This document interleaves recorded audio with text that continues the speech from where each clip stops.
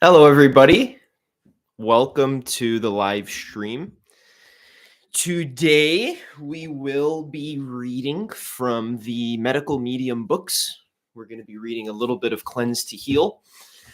And we're also going to be reading from Life Changing Foods. These are extremely powerful books. We're going to be looking at what many different foods do for your body.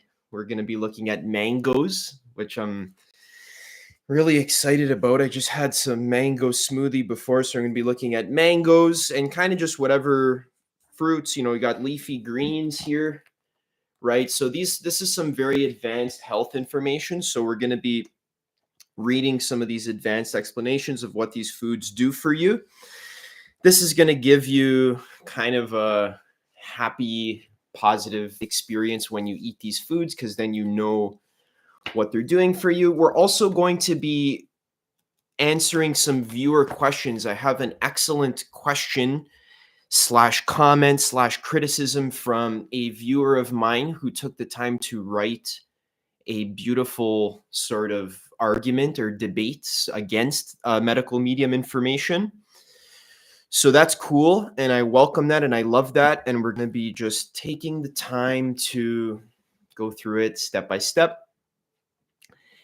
And we're going to explore. So the point of this, again, is medical medium information is awesome. It can help you be healthy. It can help you heal all sorts of chronic illnesses like anxiety, depression, acne, eczema, Lyme, gut problems, brain fog, weight issues, migraines, bloating, vertigo, psoriasis, cysts, all this stuff. It's helped me heal eczema.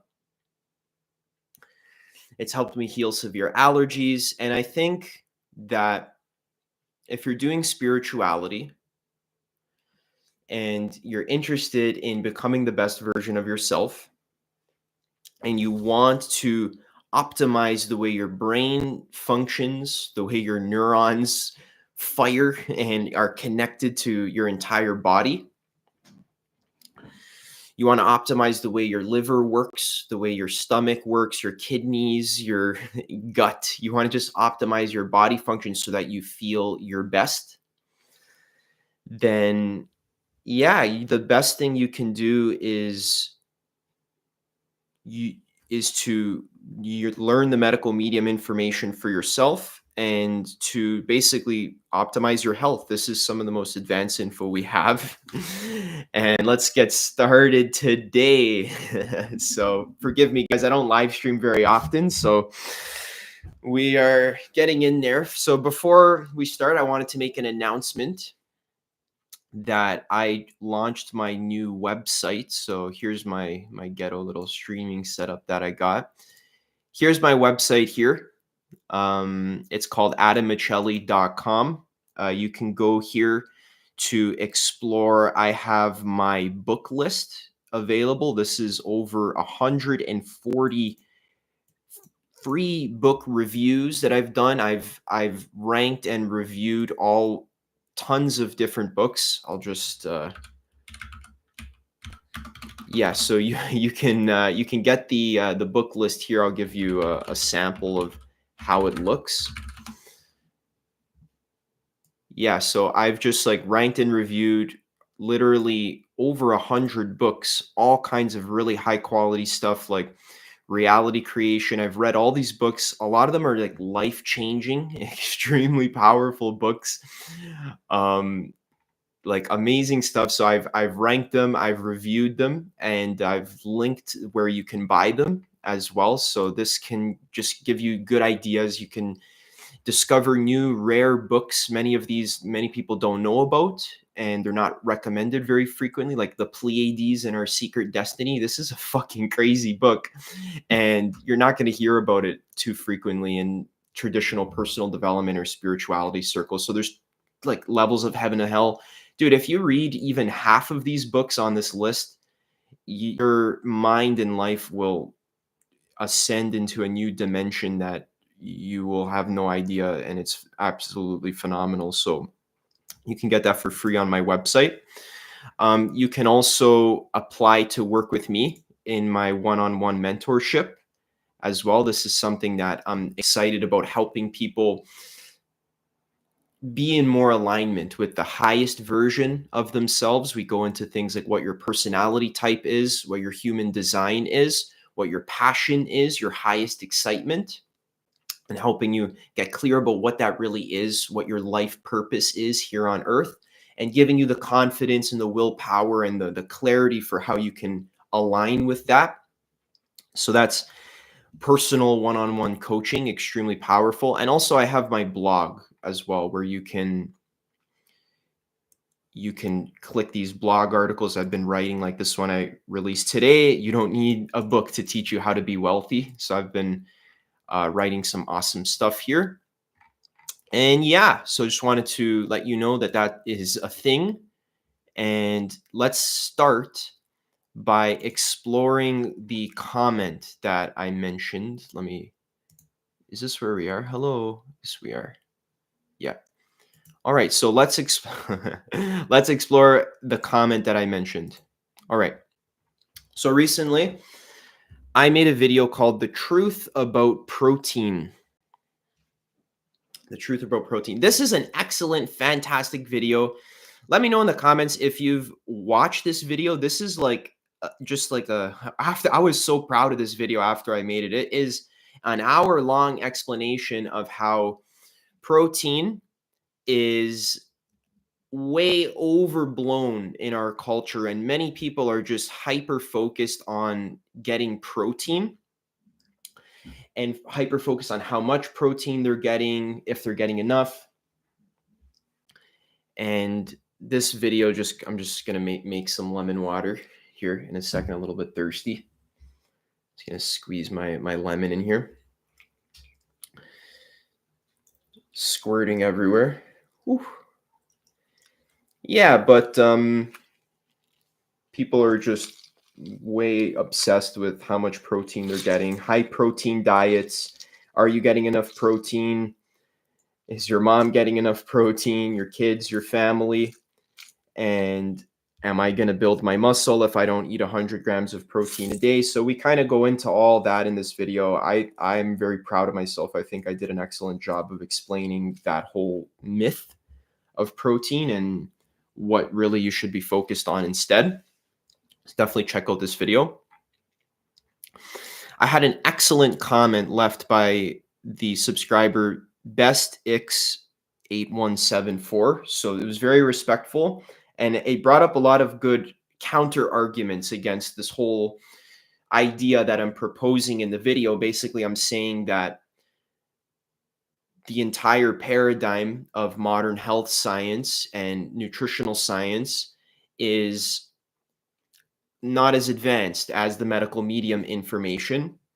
And we're going to explore a little bit more why I say that, and we're going to be answering some of these rebuttals here. So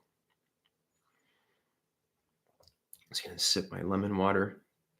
Let me know if you guys have been drinking lemon water. I have to figure out a way where I can like have my comments here, or I'm not sure how to do this. I need to use a streaming software like OBS Studio. It's probably the best way to do it. Well, I guess we're not going to do it that way today.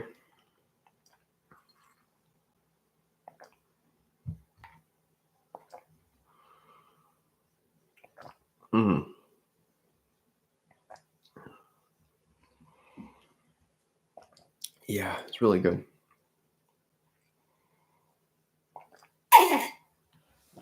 All right.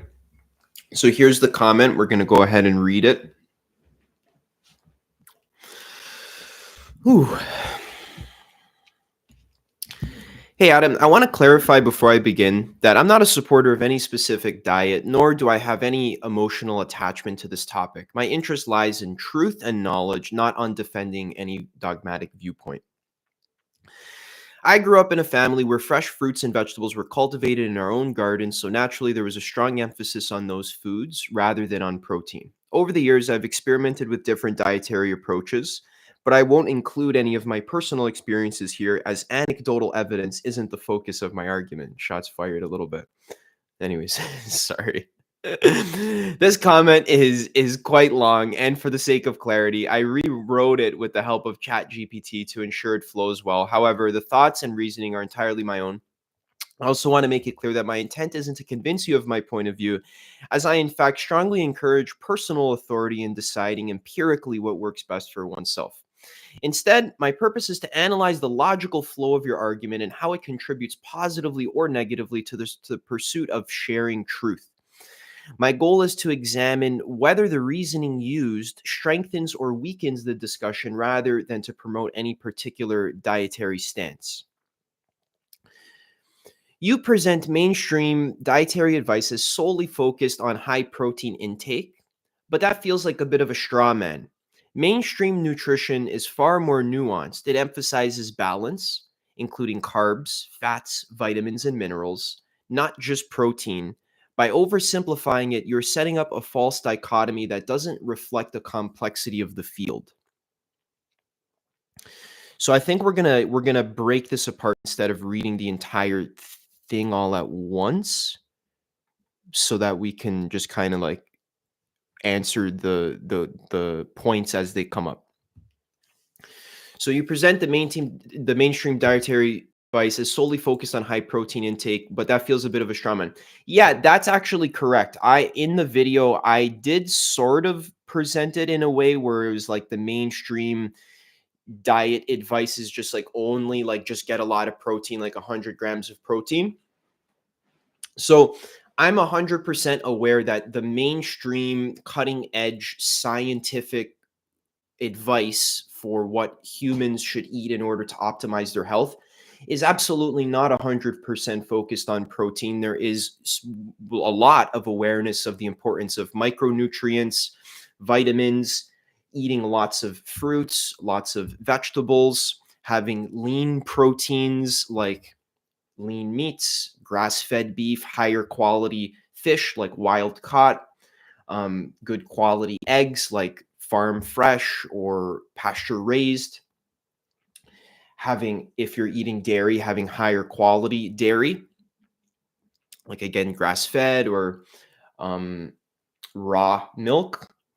I'm aware that the general mainstream paradigm of science is essentially more or less saying that the healthiest diet that a human being can eat is basically like a Mediterranean diet, where, very simply put, half of your intake comes from fruits and vegetables, half of your calorie intake is fruits and vegetables. Ideally fresh, cooked is okay too.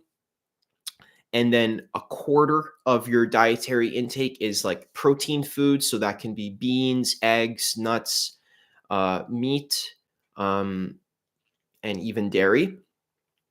And then another quarter of your protein intake would be grains. So it can be like rice or wheat or millet or quinoa or whatever it is.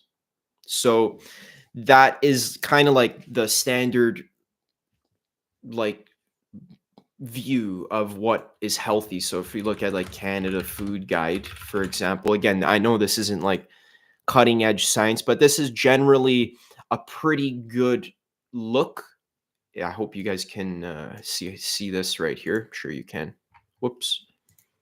Yeah, so this is a pretty good thing that I'm trying to get you to visualize here. So this is like the mainstream science advice, and this looks like a very healthy plate, but there's certain specificities that medical medium adds on top of this that can make this even healthier by having more awareness of viruses in the body and certain foods that feed viruses, and also how the liver works and how the liver cleanses chemicals, heavy metals, viral excretions, and all sorts of junk that is inside your body that's been bioaccumulating for many years.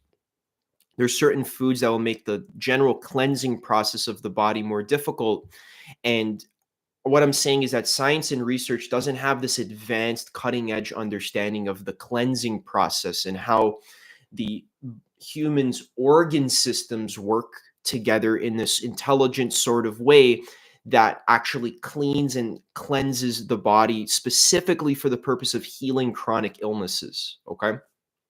So we're gonna tackle this, but we're not gonna get too ahead of ourselves. So I just wanted to acknowledge, yes, I did sort of present it as though like the mainstream paradigm only cares about protein and that's all they think about.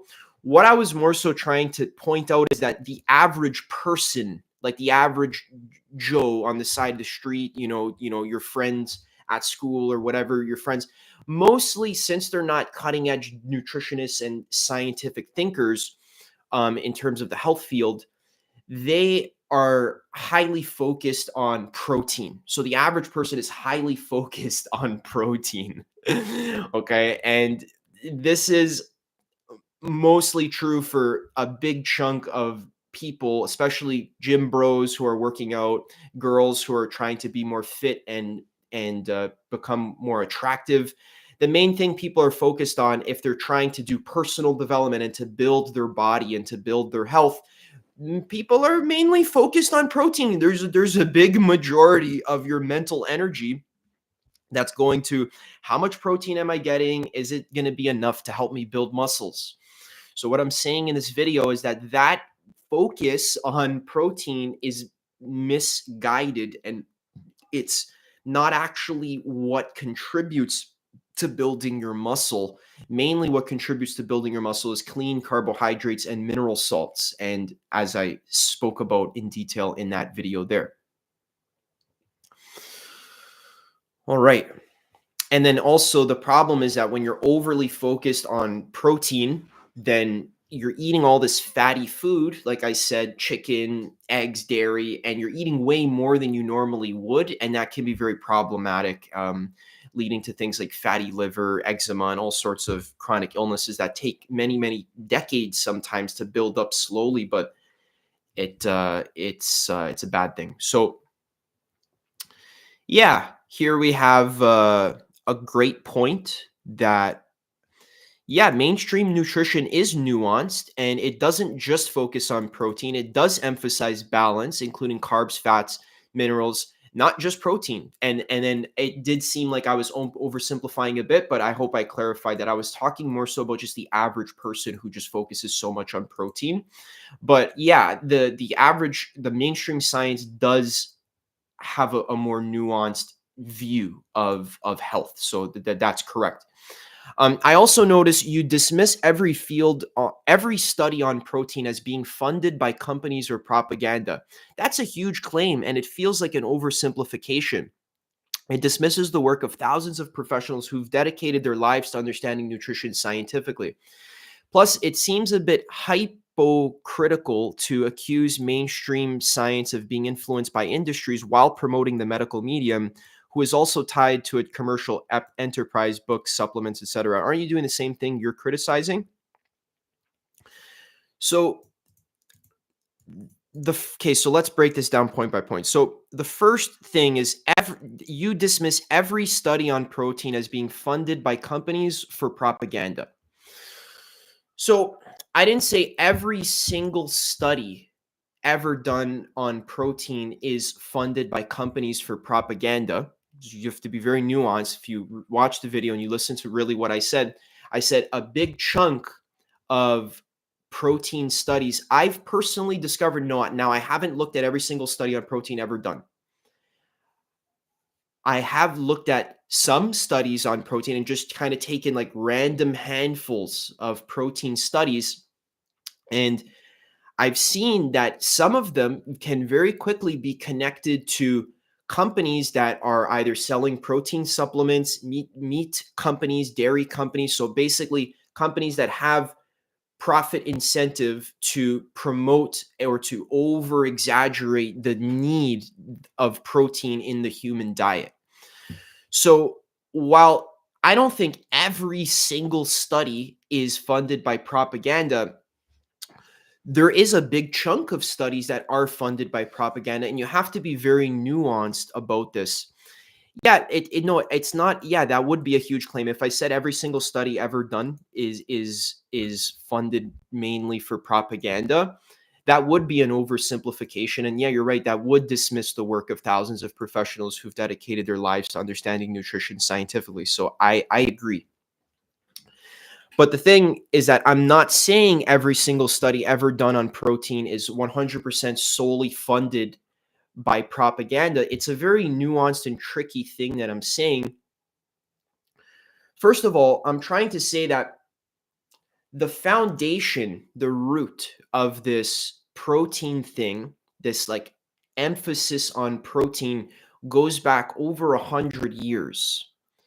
So over 100 years ago, in society and especially in universities, there was shady back end deals that were done in. So this is basically what Medical Medium says about the root of the protein propaganda thing. I don't have any proof to support this, and I don't know that this is actually true. I've found in my experience that there are big handfuls and like giant portions of protein studies that are funded by companies. I've literally seen it with my eyes. It's not that hard to find. So it's also not that hard to imagine that that protein does have massive profit incentive for many industries. Okay. There is a section here in Cleanse to Heal, which I need a second to find, and maybe we can read it. That might help to support my argument a little bit here. I should have it here.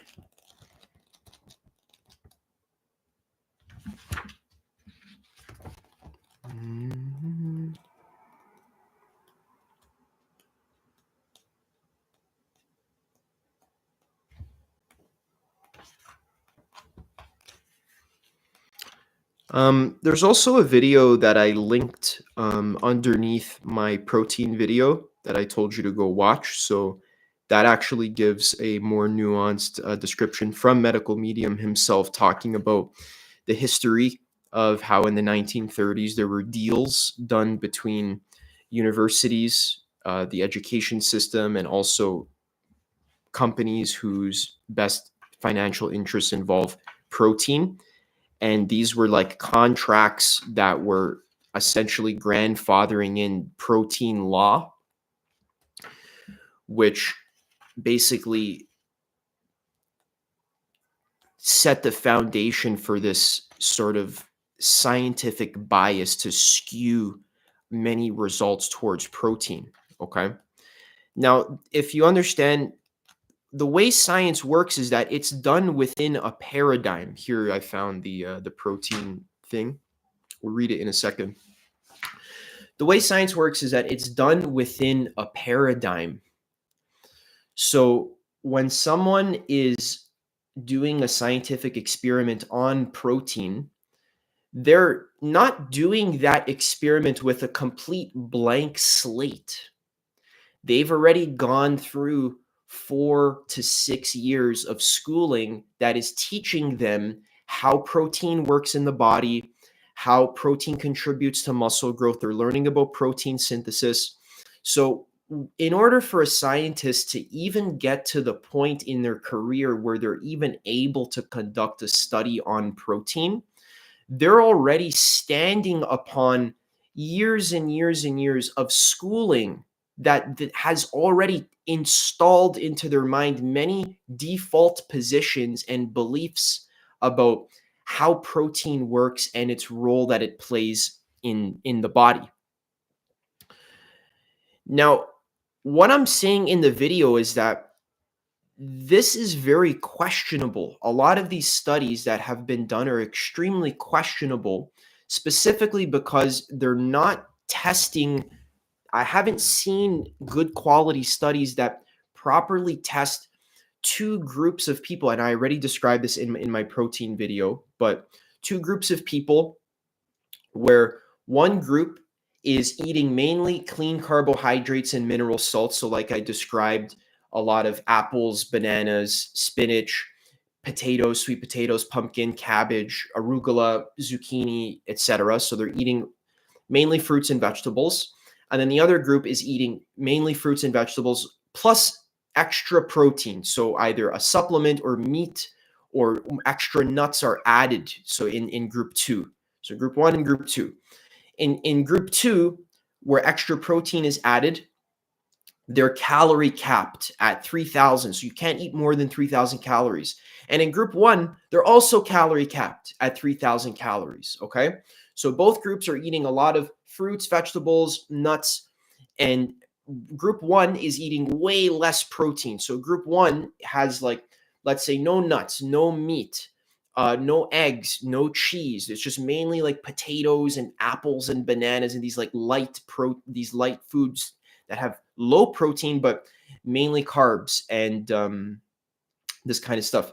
What I'm saying is I have not seen a study, and I don't think there is a study that properly tests with an open mind to actually test to see what if protein literally doesn't build your muscle. And if you get 10, 15 grams of protein a day and you work out in the same way that a person who gets 50, 100 grams of protein a day works out, and you get the same amount of calories but just less protein, what if you just build the same amount of muscle as both groups do?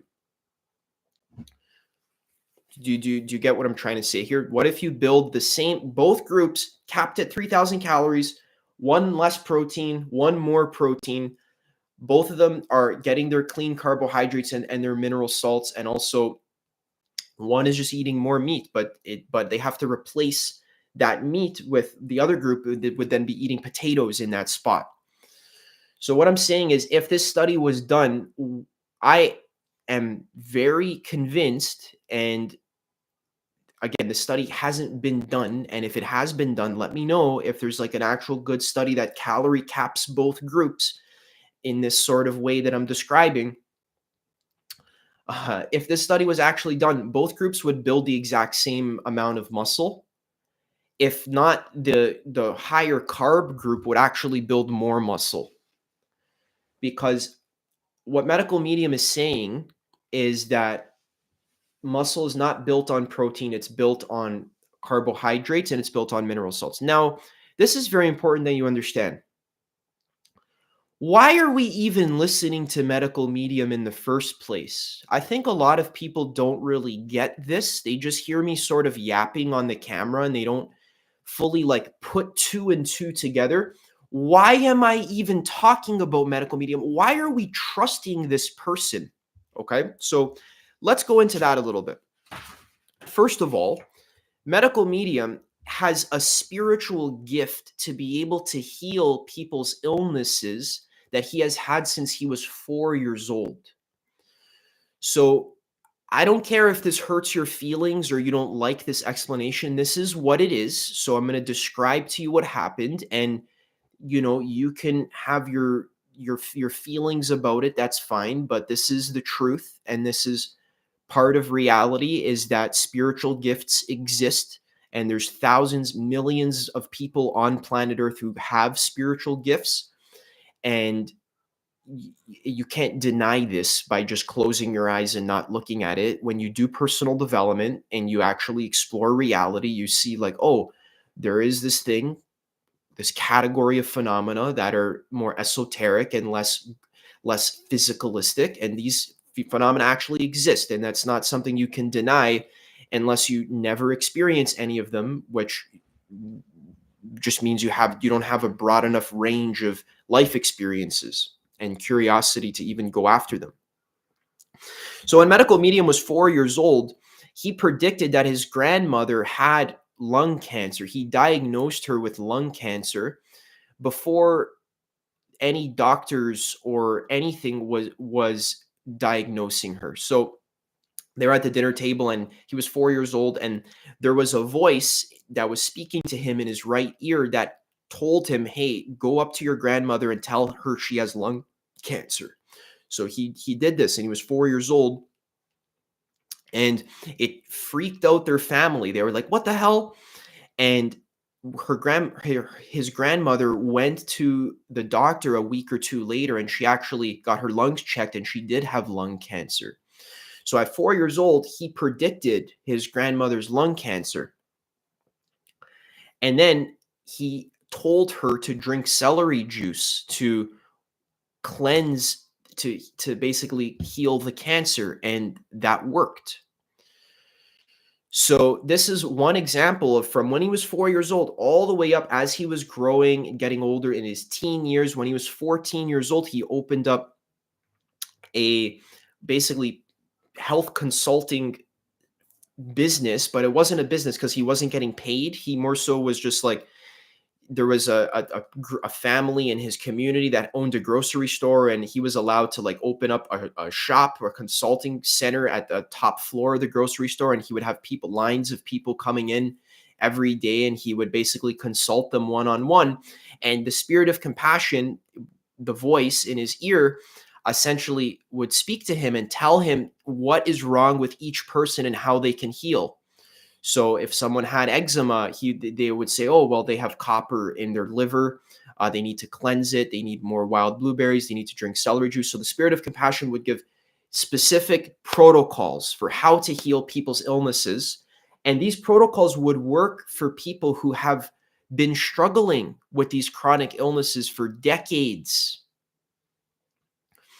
This is a very important point you understand, because if you've never struggled with a chronic illness before for decades and you haven't been to 12 doctors or 20 doctors and they've all given you different varieties of pills or creams or protocols, that antibiotics and stuff that just don't really work, and you've been to specialists, you've even been to alternative doctors, or you've been to healers like Reiki healers, you've been to like hypnotherapists. There's people who have thyroid issues where they're constantly having low energy, fatigue, brain fog, cold hands and feet. They can't even get up out of bed to wash themselves because they're so low energy and drained all day. They've been to 10 doctors. They've been to 20 doctors. They've tried different diets. So it's not like they haven't tried different diets.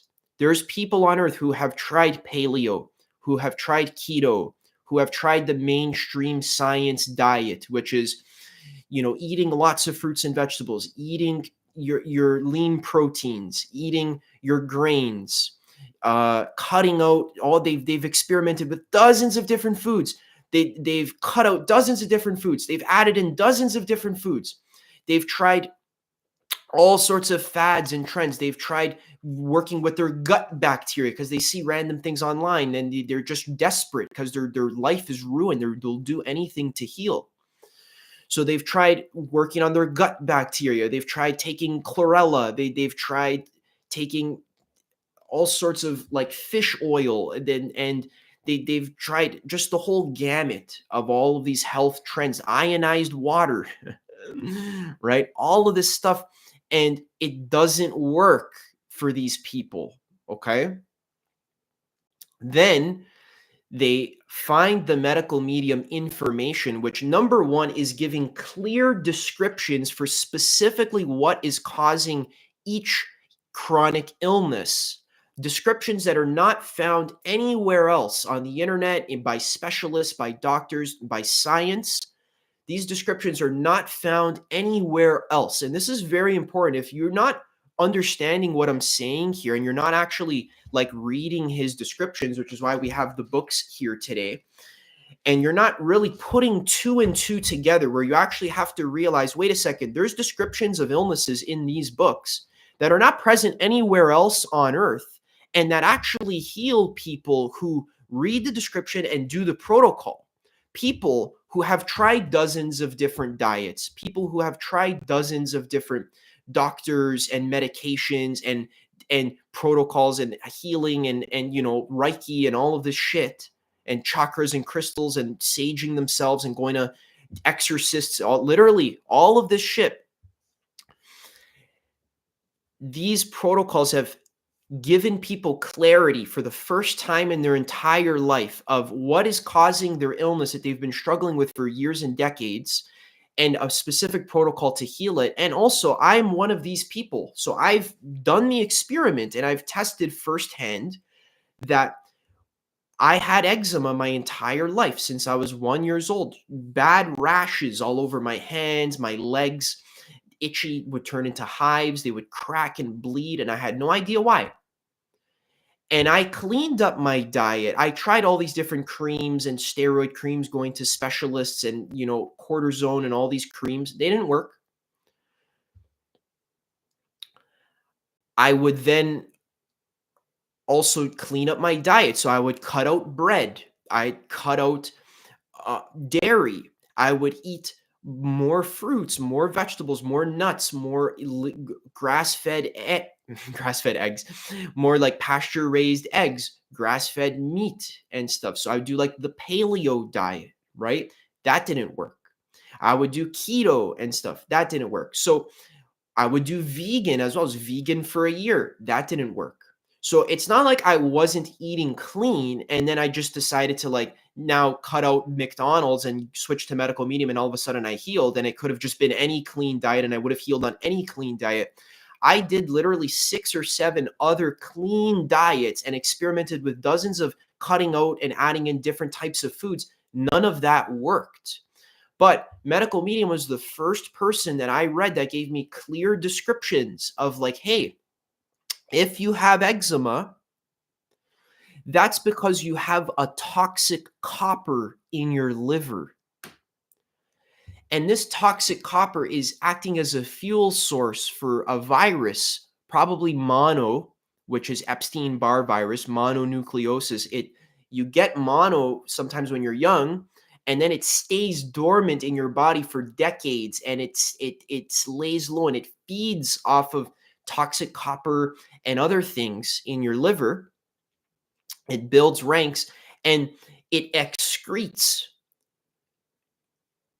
dermatoxin. After it eats the copper, it then has to poop basically, and then it excretes dermatoxin that then poisons your skin, and it has to be cleansed through the skin, and it damages your derma basically. So if you want to heal this, there's specific protocols you need to do to get the copper out of your liver. Number 1 is the morning cleanse protocol. So that's lemon water, 16 ounces of lemon water after waking, followed by 16 ounces of celery juice. This helps to heal scar tissue in the liver. It kills viruses, and it also loosens up the metals to get ready to then be absorbed after the heavy metal detox smoothie, which is specifically wild blueberries, Hawaiian spirulina, barley grass juice powder, Atlantic sea dulse, and cilantro. Okay? So these 5 ingredients specifically, as described in great detail in his book, Cleanse to Heal Here, these 5 ingredients specifically are given from spirit that are the best ingredients, especially when combined together, to go into your body, to bind onto these heavy metals, including the copper, and to have them, to carry them all the way out of the urinary tract and the digestive tract to get them out of the body. So there's other types of heavy metal detoxers like chlorella, like zeolite, like other sorts of things that people try and that people promote. Spirit of Compassion in this book specifically says that those ones are not as effective because, like chlorella, for example, doesn't hold on to the metal to carry it all the way out of the body. It can actually end up moving it to another part in your body. So you can take a metal out of your brain and then it'll just drop it when it's in your kidneys. Now you have metals in your kidneys, or etc. You get the point that I'm making. So after doing this morning cleanse protocol properly and cutting out the troublemaker foods that he gives, specifically eggs, specifically dairy, specifically canola oil, soy, specifically pork. Why these foods? Like, it's like so specific. So if I was just eating the science mainstream, good quality diet, that works for people who are not that sick. If you're not that sick, you don't have a chronic illness that you've been struggling with for decades, you can definitely be pretty healthy eating just a classic paleo diet with just, fresh meats, fresh fruits, fresh vegetables, a little bit of rice here or there, staying away from bread, staying away from dairy. These are not recognized in paleo diets, but eating a lot of eggs, eating a lot of beans and this kind of stuff. I've done that. And that will work for you if you're not sick and you don't have a thyroid problem and you don't have like a severe kind of cancer, or you don't have fibroids or endometriosis or weight issues or severe brain fog that doesn't go away, or severe acne, or whatever this is. If you don't have these issues and you're not compassionate for people who have these issues, not realizing that they're struggling with things that you don't understand and you haven't experienced, then you're starting to understand the difference between just the mainstream medical paradigm of being healthy, which is good for average people. It's good. And it is pretty aligned with a lot of what the medical medium says, but there's these specific details, such as cutting out eggs, adding those 5 heavy metal detox foods that I mentioned, specifically celery juice in the morning. These are specific genius high level intelligence protocols that are coming from the spirit of compassion, that are specifically designed to heal your body in a way that an antibiotic or a cream that you put on your eczema to make it go away, or Reiki healing, or visualizing a better healthy body, all that stuff could help. It could help, but this medical medium protocol is on the next level, and it works for millions of people. And you might say, well, Adam, but it's all anecdotal, it's just people's success stories. First of all, I understand what you're saying, because you think that reality can be studied objectively through science, and that science somehow gets us like the objective truth that is completely devoid of subjectivity.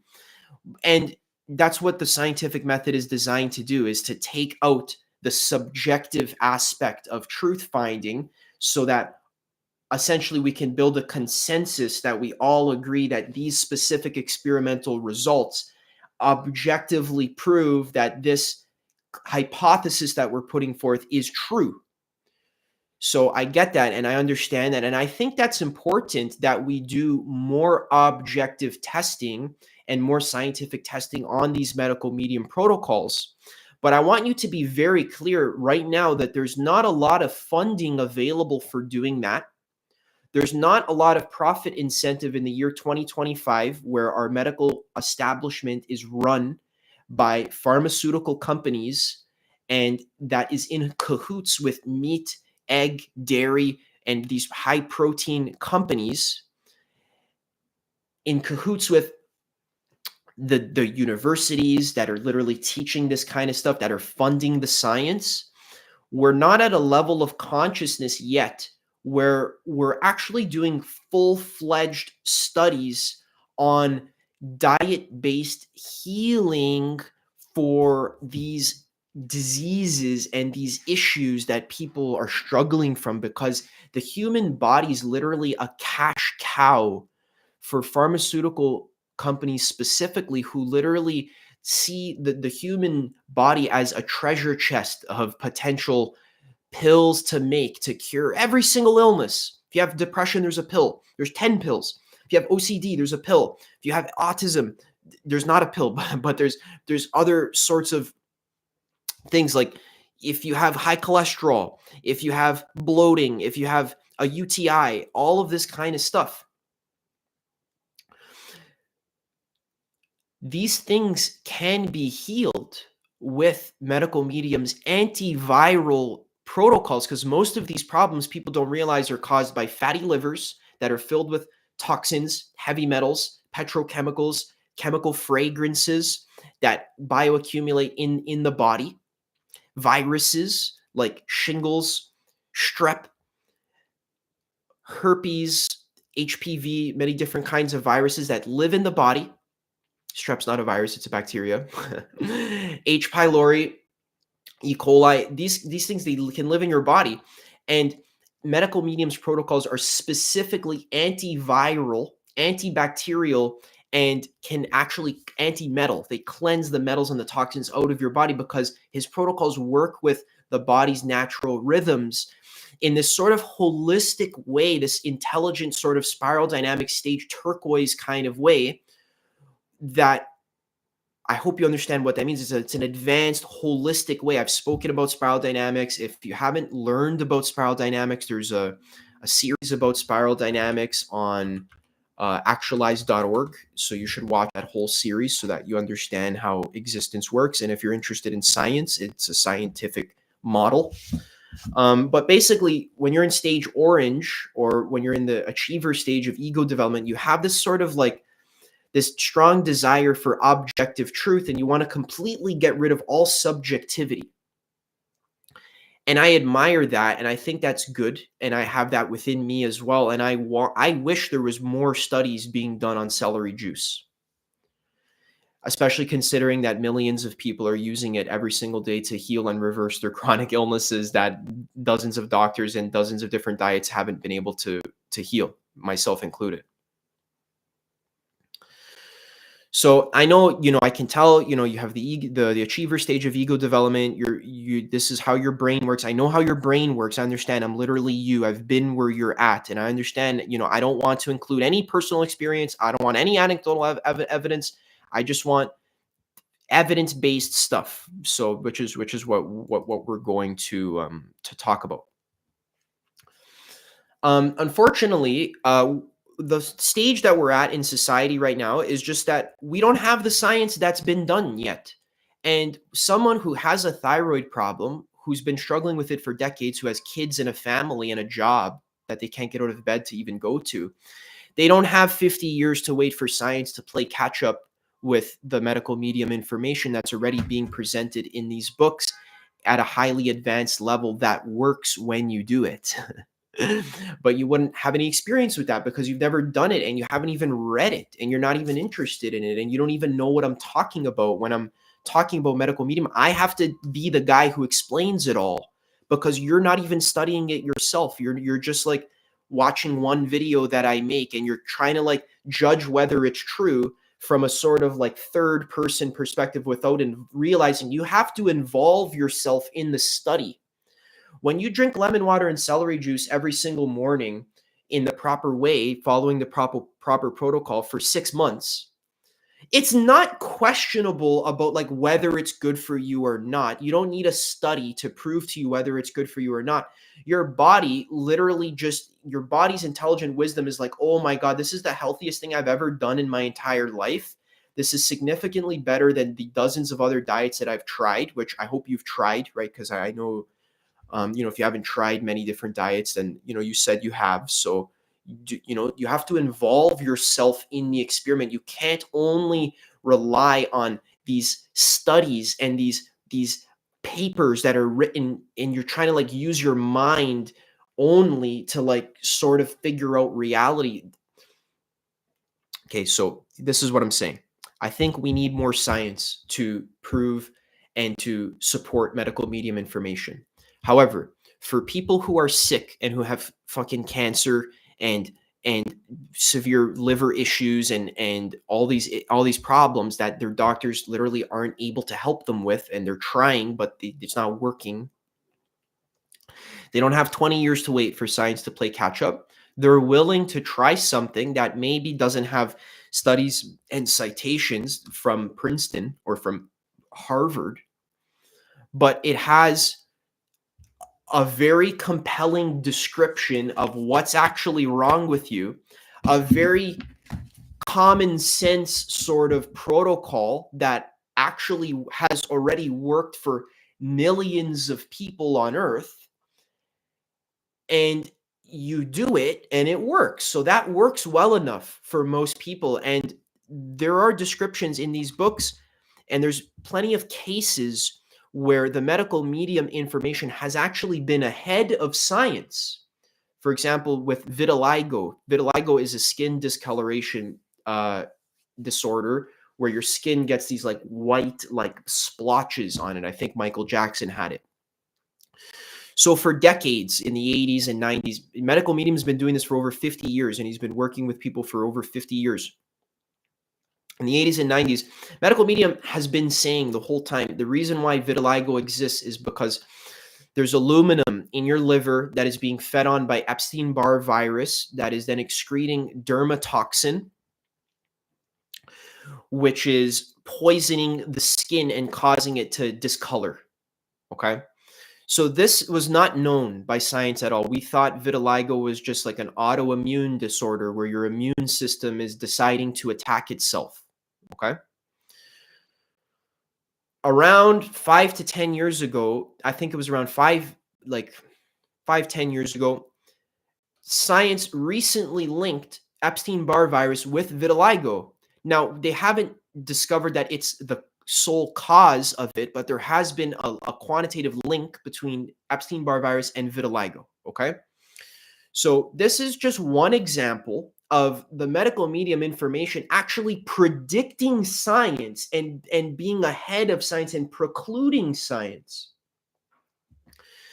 Now, I have to compile a list of other examples of this happening. There are other examples. There's a lot of other examples.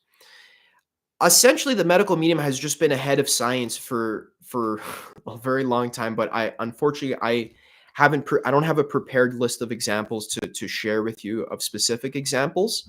But this is a pattern that you will see when you start listening to the podcast yourself and reading the books for yourself. You will see that this is a pattern. I gave you that one example. Hopefully that's enough for right now. All right, I'm going to continue. I have to take a pee break. I'm way too hydrated, and we'll be back in a second. Thanks, everyone. 1 second.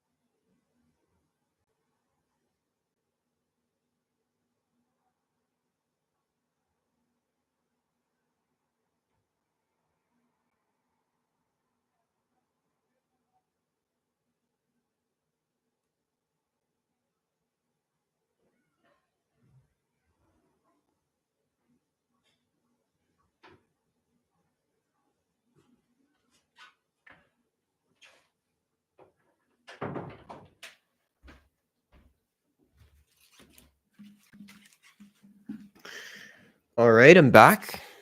Hoping that my audio is working. I know you guys would tell me if my audio wasn't working. All right. I'm going to increase my my face size a bit.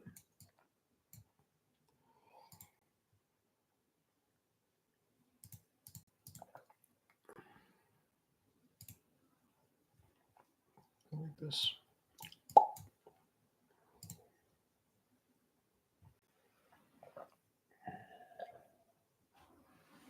All right.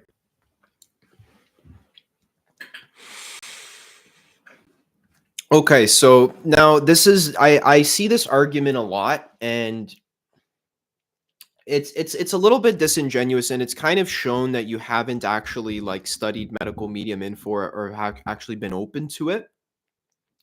It's like you're trying to debunk something before you even involve yourself in its study. So it's like you're trying to like prove whether something is true or false without being involved in it. You can't. That's not how reality works. This is very important you understand. If you want to know if something is real or not, you got to do it. You got to go in and involve yourself. You can't like stand far back and say whether something is real or not, like just by like floating in your mind like the theory of it. Like, is it right in theory? Okay, maybe your theory, your map doesn't always match the territory, and you wouldn't know. See, look, the whole point of what we're trying to do is we're trying to discover truth, right? Where is the truth? Where is it? Is it in your mind? Or is it in reality, in experience? So in a way, you're almost making it seem like I'm not being scientific, but it's like, but the spirit of science is to discover what the territory is. So it's not to the spirit of science is not to sit on a chair and to think about reality. That's part of it. That's part of it, creating theories and hypotheses. But at the end of the day, your theory and hypothesis has to meet the actual territory and it has to actually test it. So you're right. We do need more double blind studies and stuff around these healing protocols. And we're not there yet. There's not a lot of profit incentive, like I said, to basically see that celery juice obsoletes a good 80% of pharmaceuticals, which loses then billions of dollars for like almost trillions of dollars. Like there's a lot of money on the line. I don't think you understand this. People who are sick don't have time to wait for that, which is why the medical medium info is important and it's worthwhile. So this idea of like, okay, so you're saying like that science is corrupted by business interests, but isn't medical medium also corrupted by business interests? And that's a good point. But when you actually look into the medical medium himself and you look on to go to his website, for example, you'll notice if you go to medicalmedium.com, the only way to pay him is by buying one of his books. And that's it. By buying one of his books, and that's it. So, as someone who is into online business, I've sold many courses on the internet. I've done coaching. I've done a lot of different sort of like I know about online business. If I was trying to monetize this profound healing health information, I, as let's say a financial advisor to medical medium, would tell him, hey man, you need to be doing paid events where people can pay to fly out and actually be part of your talks and your seminars. You should be selling courses on the website. You should be doing these, paid consulting sessions and all of this. While he has done paid consulting sessions in the past, with mainly for more wealthy people because he's in very high demand, for the most part, all of the information is already available for free. You don't even need to buy the book. These books are available for free on Spotify. So if you have a Spotify account, all of the books are there for free as an audiobook. He just recently released a new book, Angels, Demons, and Spiritual Tools, where he's talking about spirituality. This is available for free on Spotify. Okay. Or like cheap on Audible. And so all of the info that's already in the books is also available on the website as well. So for example, kiwis, right? Let's say you want to know about kiwis. So the info is organized very nicely here in the book. But if let's say you don't have money to buy the book, hey, I don't have money to pay medical medium. Okay, let's try medical medium kiwis. Oh, he has he has 3 free articles about kiwis. And they're not even short articles. This is basically straight out of the book, and there's actually info here this is straight out of the book. Essentially, look, there's recipes. He has hundreds of free recipes, most of which are not even in his books. On the website, there's hundreds of recipes. A lot of them are amazing, by the way. So what I'm trying to say is all of the info that's in the books already is actually being given for free via his podcasts and blog posts. So for someone who's really sick, they don't even need to give him $20 to buy his book. You can learn basically everything you need to know about the medical medium info without even giving him a dime. And trust me, as someone who does a lot of research online, who has studied systems like human design, like psychology, like astrology. It's very difficult to do effective research online without having to pay people for courses and for videos. I've had to pay for 1 hour long video, $20 for in exchange for a one video. It's not a good feeling. Medical Medium does not do any of that at all. His info is available for free on his website. He does free talks. He has free events, like at Cafe Gratitude recently. He just goes for free and he talks to everyone for free. He doesn't pay there's no paid. He's never done a paid event his entire life. That's like he's like, think about that. For a public individual who has as much fame and notoriety as he does, to not do a single paid event, if he was in it for the money, you understand, he could literally make $1 million like this, literally like this, can make $1 million by just having one paid event.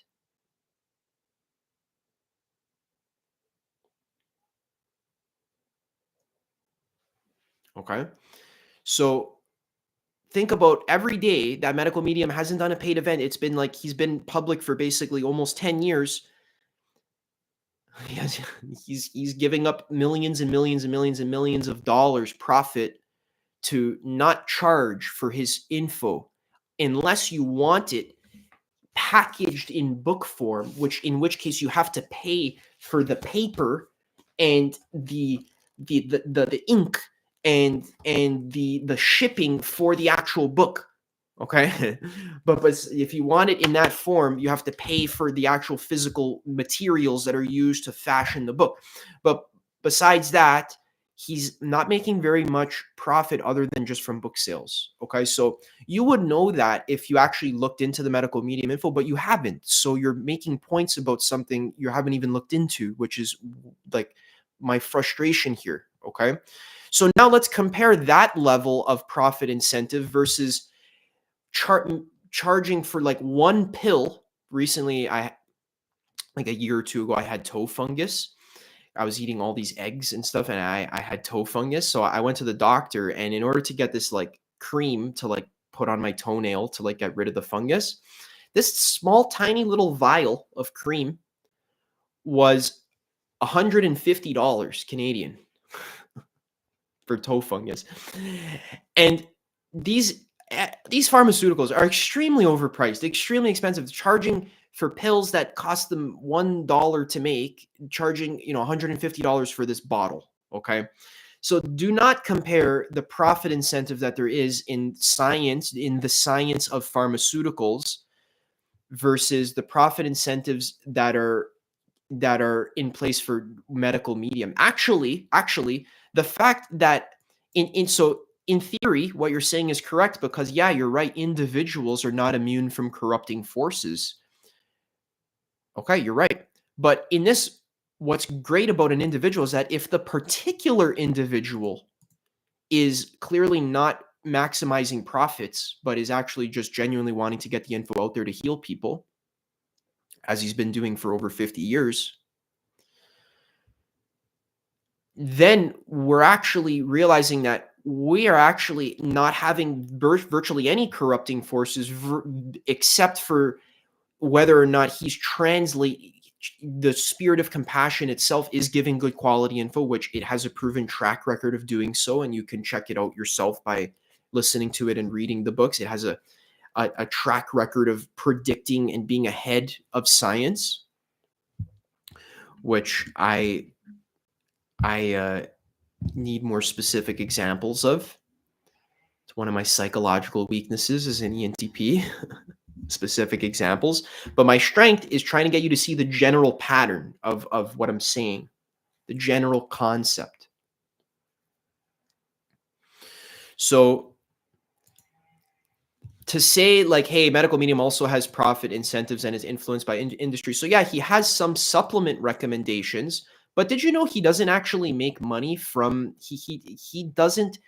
These are not affiliate links. I'm pretty confident that these are not affiliate. Oh, they are equal Anthony William. Yeah, they are affiliate links. Okay, so These are affiliate links, okay, to certain supplements, okay. But it's important to understand that every single person sharing health information are sharing affiliate links to supplements.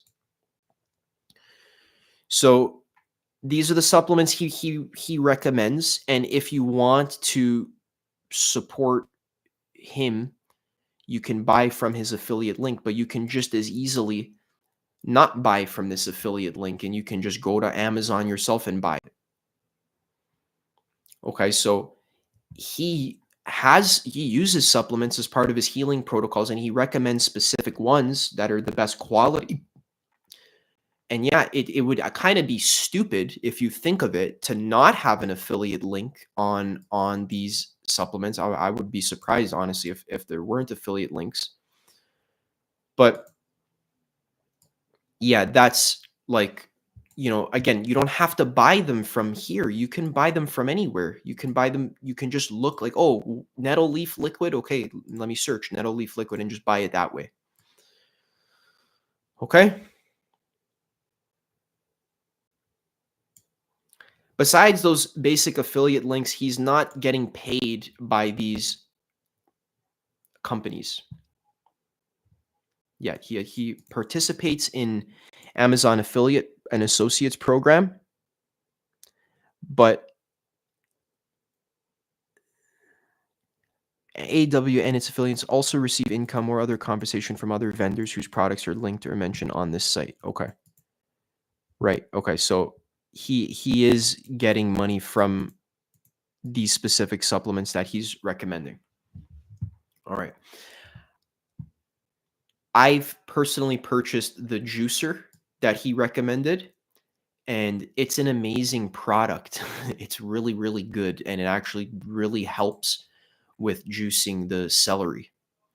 So, okay, you're right. You can just say, okay, well, Anthony William, he's in it for the money. That's why he's recommending celery juice and all this.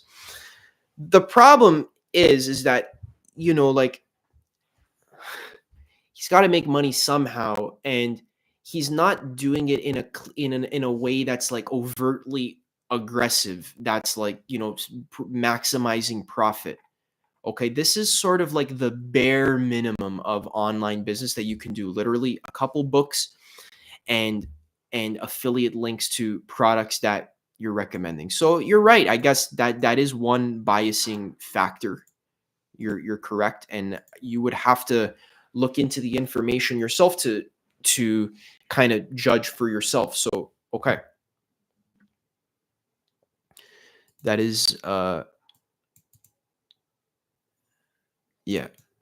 So I'm just trying to point out the level of profiteering it's not in the same ballpark as like affiliate links to supplements that you're recommending anyways, or to juicers that you're using anyways, or and some books versus like the entire machine of science, of academia, and of pharmaceuticals and meat and egg and dairy and etc. Okay.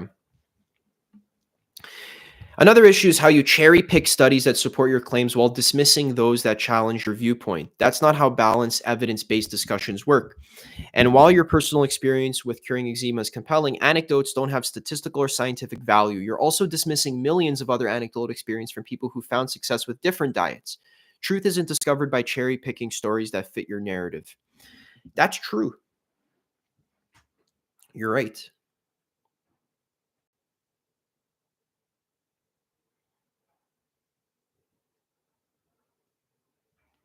The problem, though, is that when people are healing from different diets, they're not understanding why they're healing. And the problem is they could be healing in a way that they don't actually understand why. And yeah, the problem is when you do dozens of different diets and then medical mediums actually explaining in advanced detail why you're healing, this is very different from the sort of qualities of explanations that you're getting from like a paleo book, for example. All right. And I don't know, you just have to kind of figure it out for yourself. Like you got to have a bit of a brain in order to sort of like use your intuition to sort of see why the medical medium info is higher quality than other info that's out there. So his insights are superior because they come from a higher source. Where's the empirical evidence to back this up? I don't know, man. Do you want like a science study that shows that he channels the spirit of compassion? What parameters would you use for that experiment? You want to hook him up to a brain machine or a brain scanner? Without peer-reviewed studies, it's hard to take this claim seriously. So, like, he explained his life story, and basically what you're saying is we can never trust what anyone says ever because, yeah. Yo, obviously you would be skeptical of medical medium's credibility as a medium that is channeling information. Of course, I'm skeptical of this. But there's a certain critical mass of like you read the info and it continually is showing itself to just make sense and be right and work and heal people.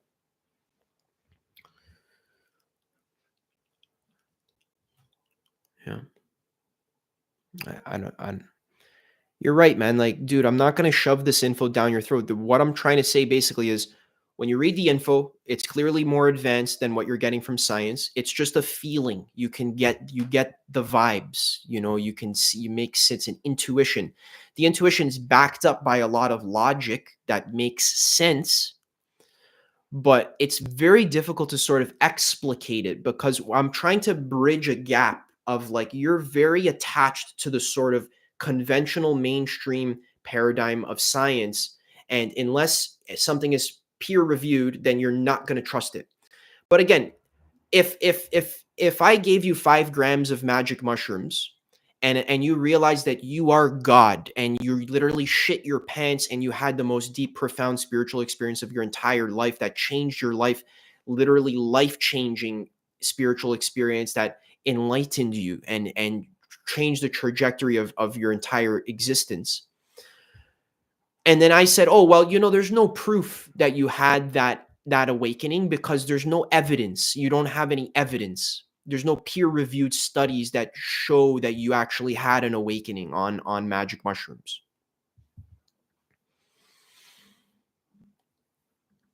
So the whole problem that we're kind of butting up against is first person experience, is subjective reality valid? A valid source of truth? And you might say, no, it's not. And the question is, do you have a peer reviewed study that shows that peer reviewed studies are the only way to know the truth? Because if you don't have a peer reviewed study with empirical evidence that empirically shows that empirical evidence with peer-reviewed studies is the best and only way to get to the truth, then I can't trust your truth claim and your need for an empirical peer-reviewed study, because that bar that you're setting, that bar itself is not even peer-reviewed or empirical.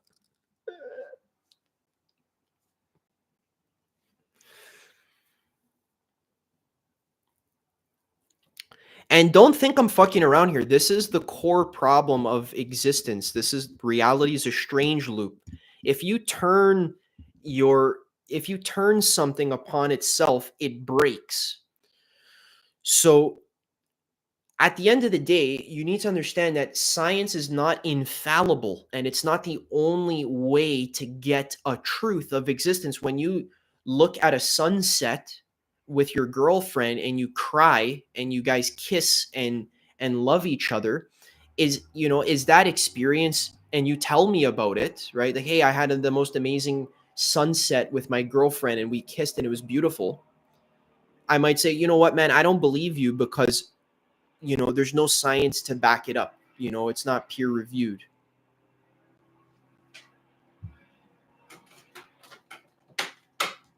You got to show me, some proof, some evidence. And maybe you show me a picture. Say, hey, look at this picture. I was actually there, the sunset.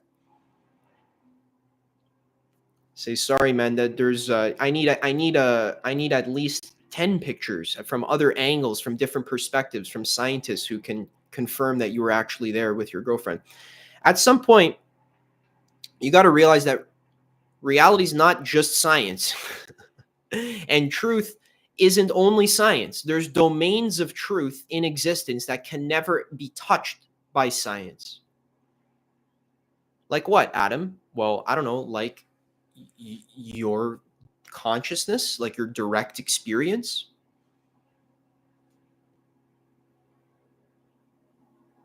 Like your like the qualia of your dreams at night. The first person experience, basically what life is. And the best scientists themselves already know this. So this isn't like Adam's opinion. This is just the way reality works. And there's a I'm trying to come at you from a very advanced form of meaning making and sort of psychological development. And I don't know how to bridge the gap because again, so scientifically speaking, if you want to use science, there's this thing called ego development theory where it's an evidence-based model that describes the stages of human psychological development and maps out the predictable evolution of their values, what they want in life, with the way their brain works and the way their mind works and how they think. So you can think of like Piaget's stages of psychological development, like concrete operational or pre-operational, concrete operational, formal operational. So this in translated to Sprout Dynamics lingo, this is like stage red, blue, orange. Ken Wilber has done massive amount of work on this. So it's not really deniable. It's not plausibly deniable at this point in history that these sort of stages of psychological development don't exist. Okay. You can learn about spiral dynamics, ego development theory. You can read a Ken Wilber book about integral psychology, etc. So what you're not understanding is that you're correct to want scientific proof about medical mediums claims, and I agree. I want that as well, and I agree. It does make his argument or the argument for his case a little bit less believable. Am I live here? Yeah. It does make the argument for his case a little bit less believable because the metric and the standard that stage orange people use, that people in the achiever stage of development, people in the formal operational stage of psychological development, the way that they make sense of reality is they believe that reality is actually an objective thing that exists separately from them. So there's science that actually shows that human beings in the formal operational stage of development, which is where you're at, which is where I have a big chunk of my psychology at, most people, your parents and your teachers and stuff, science and academia as a whole is founded upon the formal operational stage of psychological development where you fundamentally believe that the subject is separate from the object and that the subject, you, can know reality, which is the object, by being separate from it and not being subjectively involved in it, not realizing that the subject literally creates the object with its mental boundaries and distinctions that it makes. For example, an apple. There's no object in reality that is actually an apple unless you as the observer are giving it that label and your mind is shaping it as an apple. If a dog, for example, looks at an apple, they don't even register that that's an apple. They don't even separate apple from the rest of reality. There's just a field of experience for them. They don't have concepts that are splitting reality up into these analytical sort of categories. This is what science is. Science is analysis, breaking apart, splitting reality apart fundamentally to sort of categorize it in the mind. Okay? So this is great and it's beautiful and there's nothing wrong with this. This is fine. But the problem is that when you study human psychological development, you see that this is not the peak of meaning making and of sense making. Sense making continues evolving beyond formal operational, beyond the achiever stage or beyond stage orange. And actually, as healthy development of a human mind continues, then we start to take seriously the deep systemic problems of subjectivity and of relativism. Fundamentally speaking, the subject can never be completely separated from the object, because in order for reality to exist, you need to exist. You might say, no, Adam, the world is a physical three-dimensional sandbox. And if I would die, then the world would keep existing. Yeah, but that's what you believe. You think that. You decided that. That's you. That's you. That's not the truth. You can't have a peer-reviewed study that shows that after you die, that the world keeps existing. That's not a belief that you believe because of the evidence that external physical reality actually exists outside of your mind. There can't ever be evidence that external physical reality exists outside of your mind, because any evidence that is presented was always going to be couched within your mind. I've made long videos about this.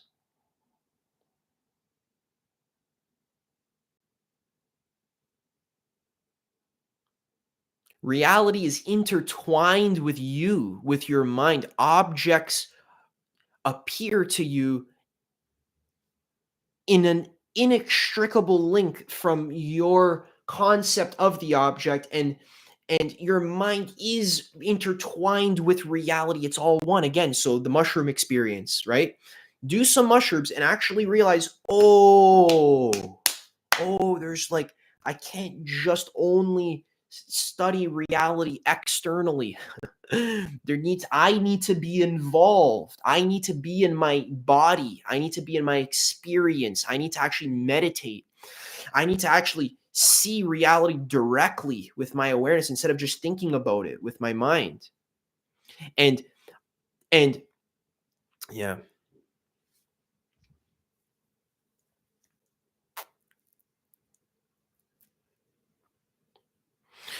One of the biggest issues is how your argument is immunized against criticism. By dismissing all opposing evidence as propaganda or vested interests, you're making your argument unfalsifiable.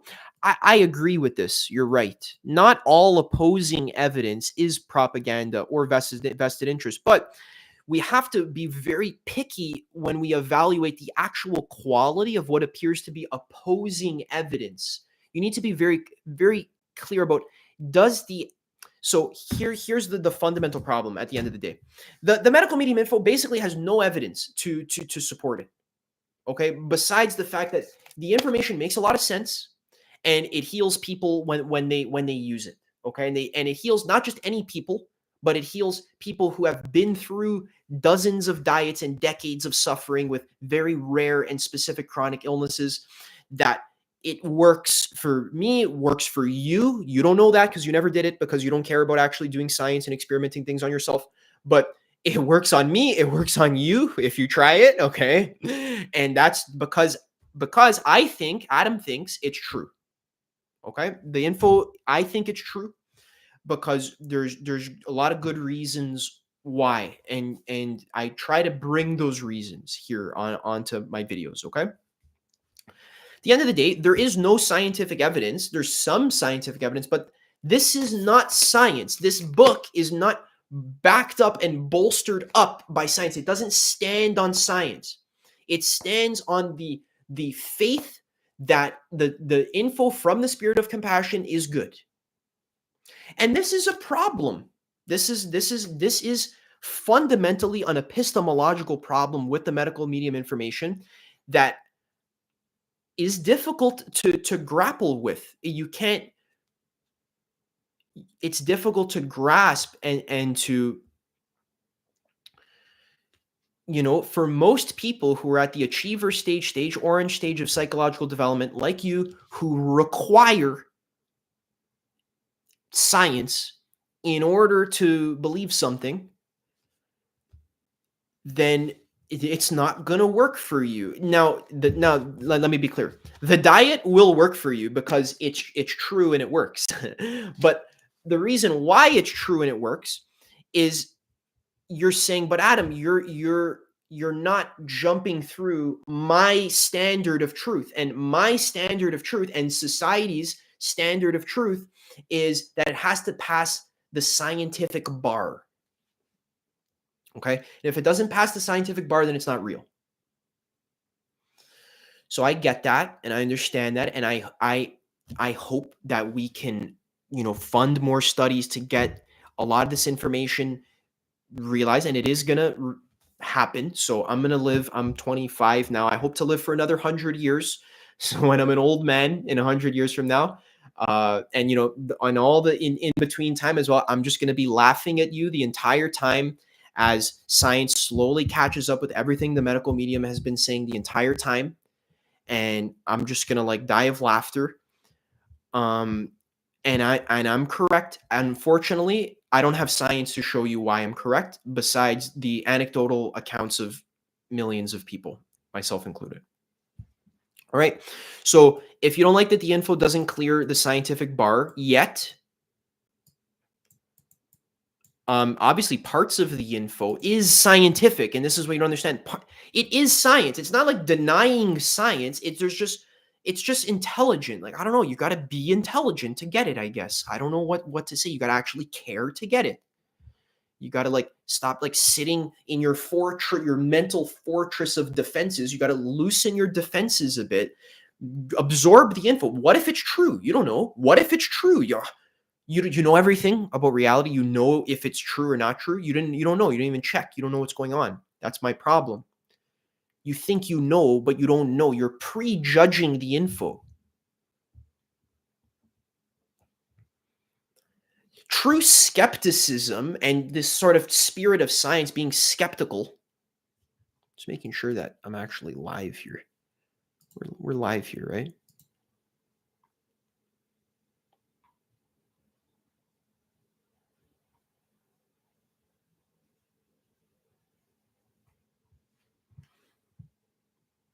Let's 1 second.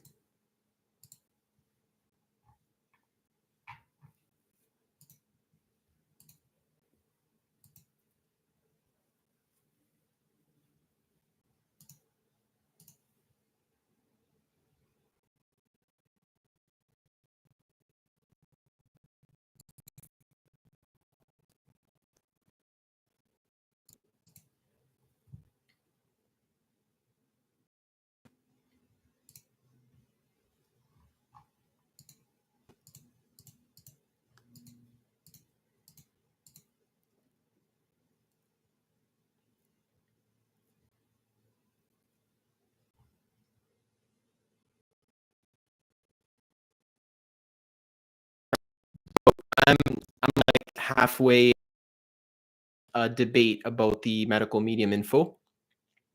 It was a debate with myself apparently because I was unlisted, so I went public. So there we go. Doesn't matter. You can just watch the replay, and all the info is still there. So we are discussing the validity of the medical medium information. Hello, welcome.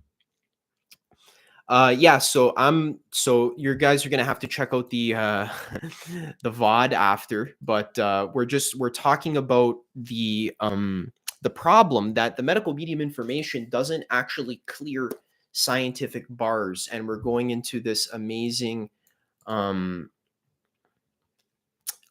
that was left by a subscriber of mine that had a lot of good arguments. So we're about halfway through. And yeah, stay and enjoy. All right. So the thing that we're talking about is, yeah, the biggest issue is that your argument is immunized against criticism. So by dismissing all opposing evidence as propaganda or vested interest, you're making your argument unfalsifiable. So there isn't actually much opposing evidence against what medical medium is saying that's actually high quality evidence. But again, so I don't I'm not that it's not that I'm not open to counter arguments. I am very open. I'm open to counter arguments. Okay. The point I'm trying to make is that I'm open to good quality counter arguments that actually understand what we're dealing with. Okay, you're trying to counter argument from a position of like you don't even know like what the medical medium info is or why it's good or what's awesome about it. So let's go on into example. I promised we talk about mangoes today, so I had some mangoes before this. Let's read the medical medium description of mangoes. Okay, so here we go. While we often think of a glass of warm milk as the go-to sleep aid, it's not a magical remedy. In reality, the combination of fat plus lactose, a form of sugar, in the milk stresses the pancreas, triggering insulin resistance, which in turn causes a false sense of sleepiness. It's just like the reaction you'll have after Thanksgiving dinner. The combination of high fat from the turkey plus processed sugar from the pumpkin pie, not the turkey's tryptophan, is what actually makes people's eyelids heavy after the holiday meal. The real miracle sleep aid is mango. When you eat mango before bed, phytochemicals from the fruit, along with amino acids such as glycine, glutamine, and cysteine, combined with fructose and glucose, travel to the brain and quickly restore depleted neurotransmitters. This allows most insomniacs a chance to finally get some true rest during the night. Mangoes are also beneficial for a whole slew of other aspects of health. Wonderful for stress assistance and viral protection. Mangoes are also rich in beta carotene to strengthen and support the skin. They even help prevent all varieties of skin cancers. Mangoes are a powerful tool to help reverse hypoglycemia, prediabetes, and type 2 diabetes. Their highly bioavailable trace magnesium coupled with phytochemical phenolic acids calms the central nervous system, which aids in staving off strokes, seizures, and heart attacks. The fruit's pulp soothes the stomach and intestinal lining to alleviate constipation. And finally, mango is an amazing exercise food because it provides your muscles with traces of sodium, preciously needed glucose, and magnesium, which translates to longer, harder workouts while feeling less of the burn. So these are the conditions. If you have any of the following conditions, try bringing mangoes into your life. Gastroesophageal reflux disease, attention ADHD, Alzheimer's disease, dementia, ulcers, skin cancers, insomnia, stomach cancer, renal failure, peptic ulcers, diabetes, Parkinson's disease, kidney stones, epilepsy, Graves' disease, Hashimoto's, thyroiditis, glaucoma, macular degeneration, hypoglycemia, and a whole host of other conditions. Now, he's not saying that by eating some mangoes, you're going to immediately heal all of these things. He's just saying mangoes can help with these problems. Symptoms. Try bringing some mangoes into your life if you have any of the following symptoms. Trouble sleeping, mood swings, snoring, fatigue, sluggishness, hypothyroid, hyperthyroid, and actually we can go on medical. So if you guys want this info and you want to follow along, you can just search medical medium mango and you can see all the infos available for free on his website. Thank God. So if you're interested in studying it and researching it, you can kind of follow along with me by reading info about the mango. So let's look at the emotional support of mangoes. This is kind of interesting, and this is kind of holistic and a little bit esoteric. And the thing is that you wouldn't really be able to get a peer-reviewed, double-blind scientific study in order to present this sort of esoteric, sort of emotional, qualitative sort of quality of mangoes. So this is why this information is very advanced and it's kind of stage turquoise, because it integrates science, but it also integrates the sort of non-physicalistic aspects of life. Mangoes are life-changing when it comes to our emotional health. Not only do they uplift the mood, they can alleviate depression and seasonal affective disorder. Mangoes are exceptionally healing for anyone who feels abandoned, cut off, forsaken, outcast, shunned, detached, lonely, hurt, left out, or let down.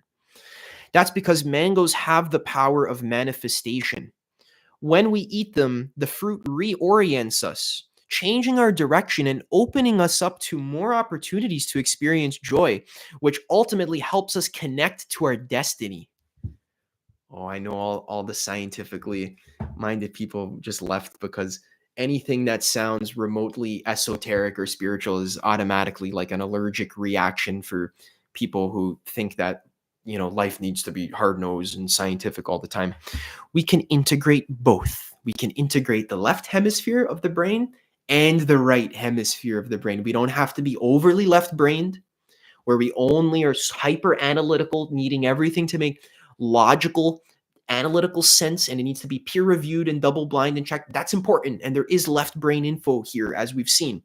But there's also right brained info, which is very rare in the health space, which is kind of one of the benefits of the medical medium info coming from a spiritual source, is that it can integrate the right brain as well. Let's go into the spiritual lesson of mangoes, and you can light some sage and levitate with your crystals as you listen to this.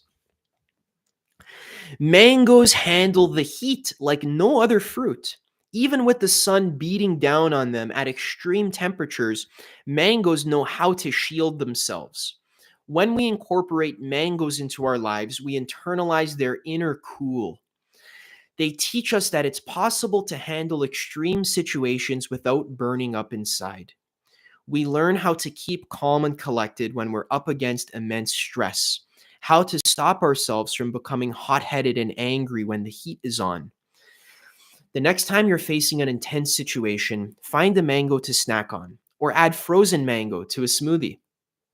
As you take it into your body, remind yourself that this powerful tool will help you face the tough circumstance like never before. Here's some tips. For noticeable results, eat 2 mangoes a day. So, not one bite of mango, 2 mangoes a day. If you want a deeper sleep with spiritually enhanced dreams, eat mango before bed. It's the best way to prime yourself for a revelation come morning. While mangoes on their own can help you sleep, if you eat them with celery sticks or on a salad, it shifts their energy to do the opposite for you. The combination of mango plus greens eaten later in the day can give you a second wind when you need to stay up late working on a project. For a longer lasting workout and better recovery, have mango before any type of exercise. If you're meditating to resolve an issue, try eating mango beforehand. It will help connect you to the insights you need. Oh my god, my stream image is literally like OBS Studio. Let me go like this, maybe a little better. Hello. So yeah, um that's mangoes. I'm going to quickly use the bathroom and you can reflect on that. I'll be back in a second.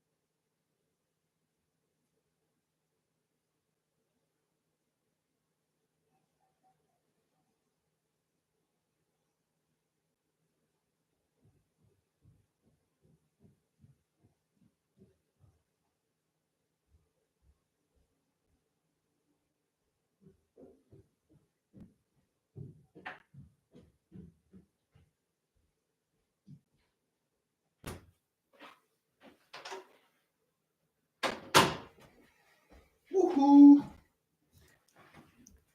Hey, I'm back. I got some bananas that are very ripe. I got some apple and some lemon as well. All right, so now we can keep going. Whew.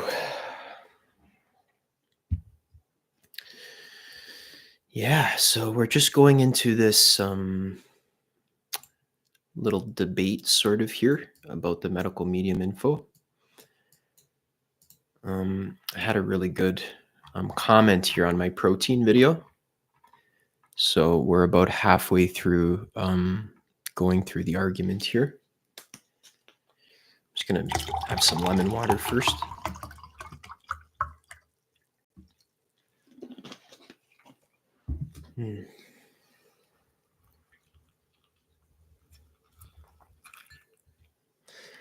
Kind of embarrassing. I was kind of like arguing with the stream was unlisted, so it said it was live, but it wasn't public. So I was going through the argument, but no one was watching. But it doesn't really matter because I can just upload this after, and then everyone can see what I said. Little embarrassing though. I'm new to live streaming, so I'm not really sure how it works. I'm gonna plan on doing it more though. Let me know if you guys like the live streams. I'm gonna do more of them. I like them. All right.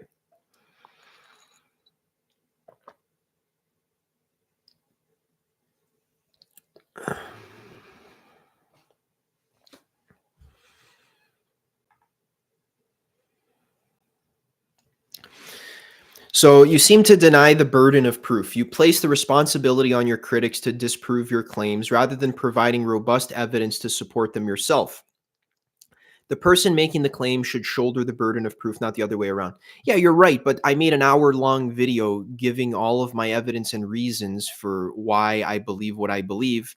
The problem is my proof that I'm using doesn't fit your standard of proof. So I'm giving proof, but my proof is telling you to like test it out on yourself and check to see if what I'm saying is true for you. And then you can know in your experience as the proof. The problem is my proof doesn't fit your standard of proof. So I know you're saying, oh, but society, the academic standard of proof is, scientific peer reviewed studies. Okay, well, I don't have $10 million in order to fund a scientific study, nor would I want to spend $10 million to fund a scientific study. And as I was saying before, a scientific study is not the only way to prove something is true. I think it's important, and I think we should be funding more scientific studies to support medical medium information or to explore it to see if it's true. Excuse me. Maybe it's not true. We don't know. But I think we should definitely check it out. And yeah, you're basically saying, Adam, where is your scientific evidence? And I'm saying, I don't only use scientific evidence to make sense of reality. In fact, I very rarely use scientific studies to make sense of my reality. And does that mean I'm not a good thinker? Does that mean I don't understand reality? Does that mean I can't read a scientific book if I want to? No. There are modes of knowing existence that are beyond just a scientific study. And that's what I'm trying to point to, that you can know things about life without necessarily knowing being scientific about it. And this is the whole problem of epistemology, is that you can't get around the fact that you don't know what the fuck is going on in reality. You have no idea. You can't even say, well, if we use science, then we'll know for sure, because then the question is, how do you know that for sure? Do you have a scientific study that proves that having a scientific study now is 100% guaranteed to give you the truth? What I'm trying to say is in life, you're always going to be in this state of, I don't really know what's going on and I don't know what's true. There's no way to permanently ground an argument so that it's true forever. Like it's guaranteed to be true. If we just have enough studies, enough science, it's absolutely true. The only time something becomes absolute, there's nothing that's absolutely true, because it always depends on, it's always dependent. Everything is dependent on everything else. Depends on you, depends on your belief system, it depends on your state of consciousness. Like, for example, uh you can be looking at a rock and you could say, well, this rock has no consciousness, this rock is not conscious. And then you could say, well, that's scientifically true, we've never proved that a rock is conscious, and it doesn't display the five categories of conscious organisms, so that means the rock is not conscious. But then you could have a spiritual experience, you can meditate your way there, or you can do psychedelics or whatever it is, where then you actually realize that the rock actually is consciousness, and the rock fundamentally is an expression of God's consciousness and actually is consciousness. And then you might say, well, Adam, but that's not a real experience. That's not true. That's not scientific. That's just like your own subjective spiritual, like fairy tale land. But in truth, the real scientific truth is that the rock is not conscious. So now you're begging the question, because the question is, who's to say that your state of consciousness is more true than my state of consciousness? Because I can do certain kinds of meditations, and I do this a lot, and where I can actually be in a state of consciousness which is it's sober. It's not like I'm high as a kite seeing demons and angels and monsters and stuff. It's very sober. I can still wipe my ass and brush my teeth and make food and stuff, so I'm still sober. But it's closer to sort of what you'd think an enlightened master experiences reality. Not saying I'm an enlightened master, but I'm saying I can get there sometimes. And it's like you can actually realize that all of experience is your consciousness, and that you are experience. And that you are everything. You are one with the now. You are the now. The now is you. The now is conscious. So when you get into higher stages of ego development or higher stages of spiral dynamics, you actually realize that reality is not just an external thing out there, where you actually have to like go outside yourself to like actually study it, and then like you're not involved in it. Like when you're dissecting a frog, right? You think that, oh, I'm dissecting this frog and I'm studying all the different intestines and the stomach, and I'm looking at what's inside the cells. Like, and I can take some of the cells, put them on a petri dish, and then look through a microscope to see, like, oh, like I'm studying external reality, right? You're studying a frog. But what you're not understanding is, in that process of studying external reality, you are bringing your own belief systems, your own expectations, your own consciousness is being brought into the experiment, into the study. So this idea that I can study objective reality without involving myself and my own subjectivity and my own personal bias in the study, and I can like study it objectively, okay? I understand this is what traditional science tries to do. We try to eliminate as much subjectivity as possible so we can just get the pure object, the truth, right? That's the spirit of science. We want the pure object devoid of subjectivity. We just want the object, the truth, right? Here's the problem. The object, even if the object, let's say, could exist out without subjectivity, understand that that object can't be known as the truth unless it's held in a subjective mind. Comprendo. You understand what I'm saying? You can't know the truth unless there's a subject that knows it. So the truth is inherently subjective. What? That makes no sense. I thought the truth could be objective. I thought the point of the truth is that it's an objective thing. It has nothing to do with my emotions, my beliefs, my feelings, my intuition. I thought that was like not involved in the truth at all. I thought I could find the truth as an external object.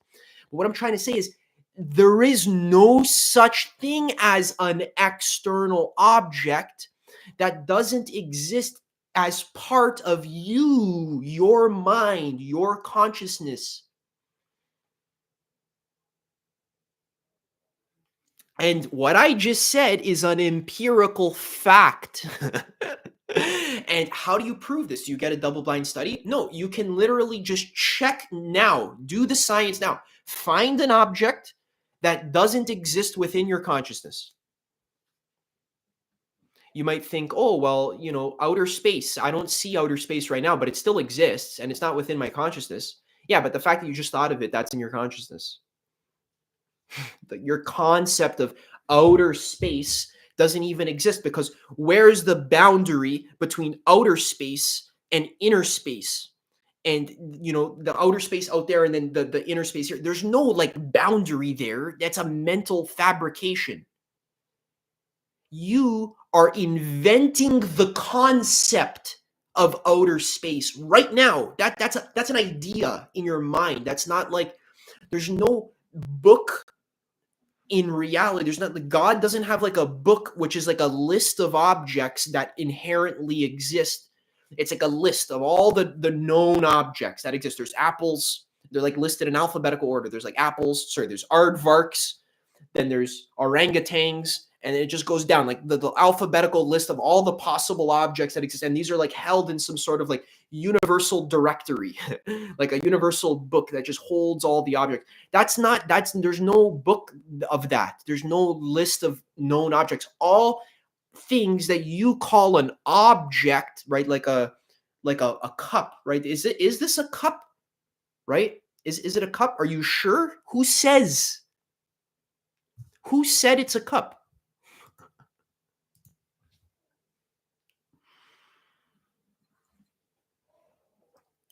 Did science say it's a cup? Can science prove object identity?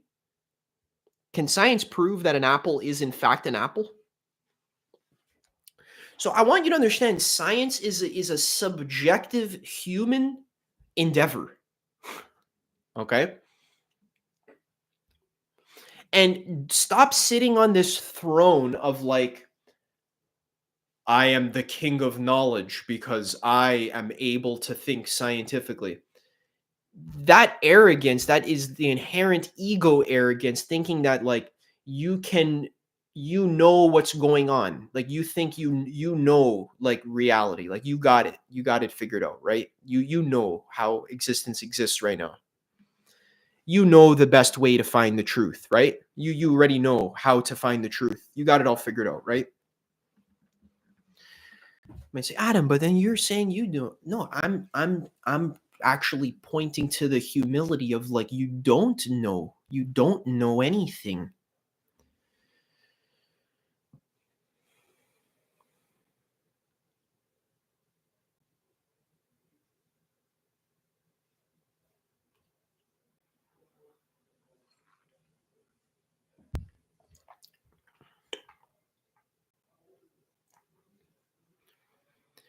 You imply our ancestors ate large quantities of fruit, suggesting this is the natural way to eat. But this assumes older ways of living are inherently better without considering context or evidence.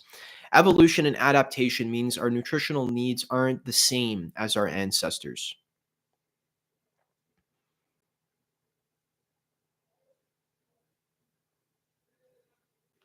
Yeah, like you're kind of right, but at the same time, fruit is good for you. And like, why do you need science and shit? Like, why is that even like a bad argument? Like, eating a lot of fruit is good for you. and you've probably never even tried it before. So you're arguing about it, but you're just, again, you're sitting like in your mind trying to like, not trying to be rude. I'm just saying, like, did you try eating large quantities of food? How does it feel? Do you like it? Like, does it feel good? Do you feel like you have a lot of energy? Like, you're trying to use your mind to decide whether it's good or not. Use your brain, dude. We've been eating fruit for a long time. Like, I get what you're saying, but our fundamental metabolism is not going to evolve away within 10,000 years or within even 50,000 years. The fundamental metabolism of the human organism runs on glucose. We break down glucose into energy. Our brain uses it, our liver uses it. This is very deep. This is like the root almost. Okay. So how do I explain this? I want to use like a computer analogy or something, but maybe that's not a good analogy. What I'm trying to say is, like, the layers of evolution are not going to change that dramatically within 50,000 or 100,000 years, where the core metabolism of the human body is radically different within 100,000 years. We don't evolve that fast, where, for example, in one sense, 100,000 years ago, we're eating a lot of fruit, and then, we need to eat fruit to survive and to thrive, because, we need the glucose for our brain. And then 100,000 years later, all of a sudden, we've just switched in metabolic processes to now meat. So now all we need is meat to survive. And meat is the core thing that runs our body. And we need the fat and the protein as the core thing that runs our body. Now our brain runs on fat and protein, and our liver runs on fat and protein. It doesn't work like that. You can't shift your entire metabolic system within 100,000 years of evolution. I think a lot of people talk about evolution, but like, I don't think people have like a general like concept or understanding of like, you can't quickly evolve to like eat something different. Like, you're right, dude. There's like micro levels of evolution. Sure, the human body can get used to eating certain foods, but it's not going to like evolve your organism within this short time span.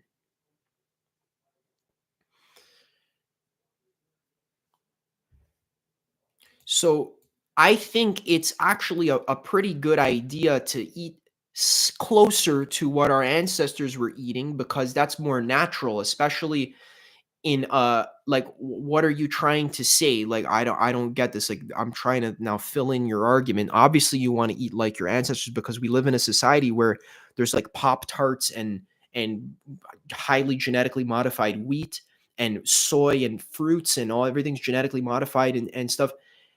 You're not going to evolve to be able to eat this within 100 or 200 years or within 500 years. The core fundamental metabolism of your body is not going to change within that short of a time span. So of course you want to align a little bit with what your ancestors were eating, and you want to keep that in mind. And you want to be honest about it.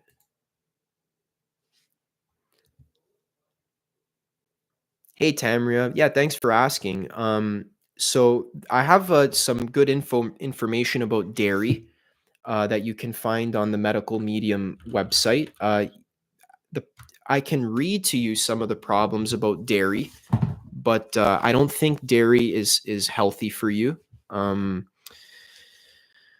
because it can feed viruses that cause acne and all sorts of other problems. It can also lead to diabetes because of the fat that's mixed with the sugar. And there's a lot of info that you can get from medicalmedium.com that is very highly advanced info about dairy. And there's also great info about it in this book, Cleanse to Heal. But I'll talk about it in a bit. But if you want to, do you believe being vegan is good? I don't really take a side. You can be vegan if you want to. That can be good. Sure, you can be a healthy vegan, but it doesn't mean being vegan is better than eating meat. You could definitely be healthy and eat meat as well. So my diet philosophy is very nuanced, and it's not like just like I fall into one camp. It's more so like you need to understand this sort of nuanced, complex sort of information, like details, right? So there's certain foods that I recommend avoiding, like eggs and dairy and wheat as well. And all of this is coming from medical medium information that you can probably find an article if you search medical medium dairy. You can, yeah, like there's an article here, dairy troublemaker. So this gives you a pretty good explanation of basically where my current standing is on dairy. This is the highest quality diet information that I've found on planet Earth so far.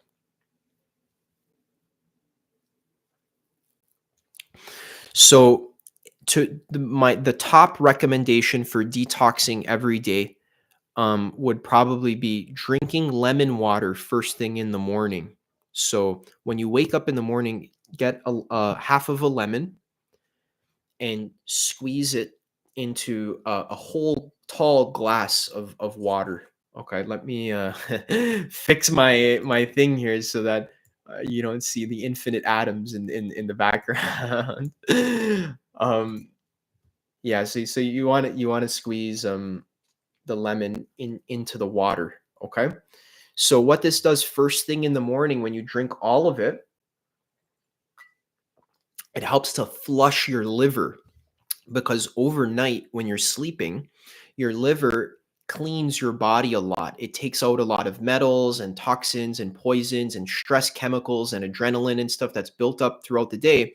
Your liver works all night as you sleep. So first thing when you wake up in the morning, you want to drink a full glass of lemon water because it helps to flush your liver out and kind of get all of that garbage out of your body. It helps you to pee it out basically. So that's very, very important for detoxing and cleansing. Okay. The next herb that I'm going to recommend is that you drink celery juice. So this is what the medical medium talks about. Now, I understand it can be a little bit of a hassle to make celery juice, but if you can devote maybe 10 minutes in the morning to just, it's a little annoying at first because for the first couple times you do it, you don't know what to do. So it's like a new thing. But once you get used to it, it becomes very easy and it can become a habit. So just taking a whole stalk of celery, cutting off the butt and cutting off the top. So this is maybe like 10 sticks of celery, like the whole bunch, right? Chopping it, and you can put it in a big blender. You can blend it, and then you can all the pulp you can take and strain it out into a bowl with like a cheesecloth or a muslin cloth, that for like a nut milk cloth for straining. So all that pulp, you can strain it out into a bowl with your hands, and you can drink all that celery juice. That will cleanse the fuck out of your body. Literally the most powerful healing medicine on the planet. If you want an herb to cleanse, celery juice, fresh celery juice squeezed in the morning, 15 to 20 minutes after your lemon water. Oh my Lord. If you just do those two things, that's like already putting you on the path to healing, to cleansing, to hydrating your body. And really, like if you're dealing with things like acne, or you want your skin to be nicer, your hair to be nicer, basically your entire body health essentially depends on being cleansing, right? So cleansing your liver especially. And the sodium cluster salts, over 80 varieties in the celery juice, it feeds, it heals your organs, it can heal damaged tissues, it provides your adrenals with a lot of energy that will give you more energy throughout the day. You'll have less salt cravings because the celery juice has this natural kind of sodium in it, and it's very rare and specific sodium that's very healing for your body. Your body uses that sodium as almost like a caravan that can carry other nutrients throughout the day. Yeah, lemon water and celery juice. There you go. That'll cleanse you so much. Some other things you may want to look into for cleansing, okay, is I have a video called Heavy Metal Detox Smoothie. So if you search Adam Miceli Heavy Metal Detox Smoothie, the other foods you might want to think about are like wild blueberries. You can get frozen wild blueberries, like a big bag of frozen wild blueberries. you can blend that up with some water and bananas, right? Some ripe bananas, but mainly the wild blueberries, right? Those are so cleansing, but because they bind to metals in your body. So the wild blueberries specifically, it looks like I have a whole book about it here, so I might as well just kind of talk about it. Got an entire book here. This is called Life Changing Foods, by the way, um, by a medical medium. Excellent place to start. So let's find the wild basically the wild blueberries. They're one of the most healing foods on the planet, only second to celery juice, and they bind to the metals in your liver and in your body, and they basically cleanse a lot of the metals, which can cause a lot of problems. They're extremely powerful for your immune system. They're just like they heal your gut, they heal your brain, they heal everything. They're crazy. Wild blueberries are insane. So powerful. Yeah, I think those are the big three. And then the general tip would be eat more fruit. If you're just that morning cleanse, right? So if you're just doing the lemon water, right? You could just start with lemon water, not even celery juice, okay? But if you add the celery juice, oh my God, like you don't understand how you're gonna feel. You're gonna feel like so healthy. You're gonna be like, oh my God, this is like, wow. In the beginning, you might have to poop a little bit, and you're gonna cleanse out some stuff in the beginning, but then later you'll get used to it, and then you won't have to do that anymore. And if you stay away from fat in the morning, so again, your liver in the morning is trying to cleanse. So the problem is that we don't want to have too much fat, because the fat can clog your liver. So what I'm recommending you is low fat foods. So fruit, fruit in the morning. Okay. So lemon water, celery juice, fruit. Okay. Very simple. Lemon water, celery juice, fruit. In the morning. If you want to have your fat, like your chicken, your nuts, avocado, whatever, wait till afternoon to have it, because when your liver is trying to digest fats, it can't cleanse as well. So in the morning is when your liver needs the most help and support. So we want to keep the fats away in the morning. So no peanut butter, no eggs, no bacon and stuff in the morning. Mainly you want to keep it to hydrating and sugary foods. So like wild blueberries, bananas, apples. You can also have leafy greens in the morning as well. You can even have potatoes in the morning, sweet potatoes. Those are all options, but I think having a lot of fruit in the morning, making a smoothie in the morning, I think is the best thing for cleansing. And we don't want to add like milk or even almond milk, because it's fatty, right? And also milk can feed viruses and this kind of stuff. So when you're basing your smoothie, you should use water, or you can use like the juice of a freshly squeezed orange. You can even use coconut water if you want to base your smoothie with that. But if you use ripe bananas and wild blueberries and just water, that's like a three ingredient smoothie: wild blueberries, bananas, water. Super tasty, really good. You have a big serving of that. That'll fuel your morning, and then you can also have apples, right? Afterwards, amazing. You have a couple apples and stuff. I have PCOS, which doctors don't really care much about to heal naturally. I need like 30 to 20, 30 grams of protein in order to help me not gain too much weight. Do you have an opinion on protein in the morning? I need my avocados too, but is it bad in the morning? Yeah, so you can absolutely have avocados. Amazing, super good for you. Just wait until afternoon, okay? Trust me, stick to the fruit in the morning, and then avocados afternoon, okay? Um, I don't know what PCOS is, but I can read to you. Oh, here it is. It's right here. See? So if you have PCOS, just please, please, please, please, I'm begging you, get your hands on this book, please. Okay? Because this book is going to give you all of the information that I'm trying to give you here on this live stream, but I can't, because I'm only, I'm not a genius. Okay. This book can help you with the PCOS. It says right here, we can actually, let's let's read it, okay? I love you so much. I don't even know what PCOS is.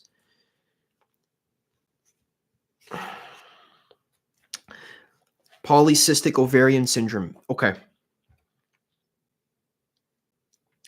So the true cause of this is very powerful. I'm going to share with you, okay? Just listen to what I'm going to say. The true cause. So this whole book, it has like a kind of an index at the end. Whoops. So the problem is fluid filled cysts, often caused by one or more of the over 60 varieties of Epstein-Barr virus, frequently creating injuries to cells in the ovaries and sometimes weakening the ovaries overall. Troublemaker foods such as eggs rapidly worsen the condition, and a high fat/high protein diet impedes the healing process of PCOS.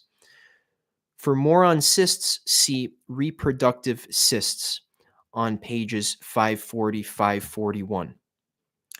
So, what is recommended in order to heal PCOS, which I'm not a doctor, but I'm going to tell you from the bottom of my heart that I am extremely sure, like certain, that this diet protocol here, especially the lemon water, celery juice, and the wild blueberries and stuff, and following what is said in here, which is staying away from certain foods like eggs. I know you may like eggs, but they're going to worsen the condition. Dairy. Okay, so I know that's the reaction every single time. I can't eat eggs anymore. No, right? I get it. I get it. I love eggs. Everyone eats eggs. I understand. The problem is the eggs are feeding Epstein-Barr virus in your body. They're feeding. So Epstein-Barr virus is raised on eggs in labs. Okay. In a laboratory, the virus lives in eggs. It lives in egg yolks and stuff. When it gets in your body, it lives on eggs. So when you're eating the eggs, you're feeding the virus that's then damaging your ovaries. Okay.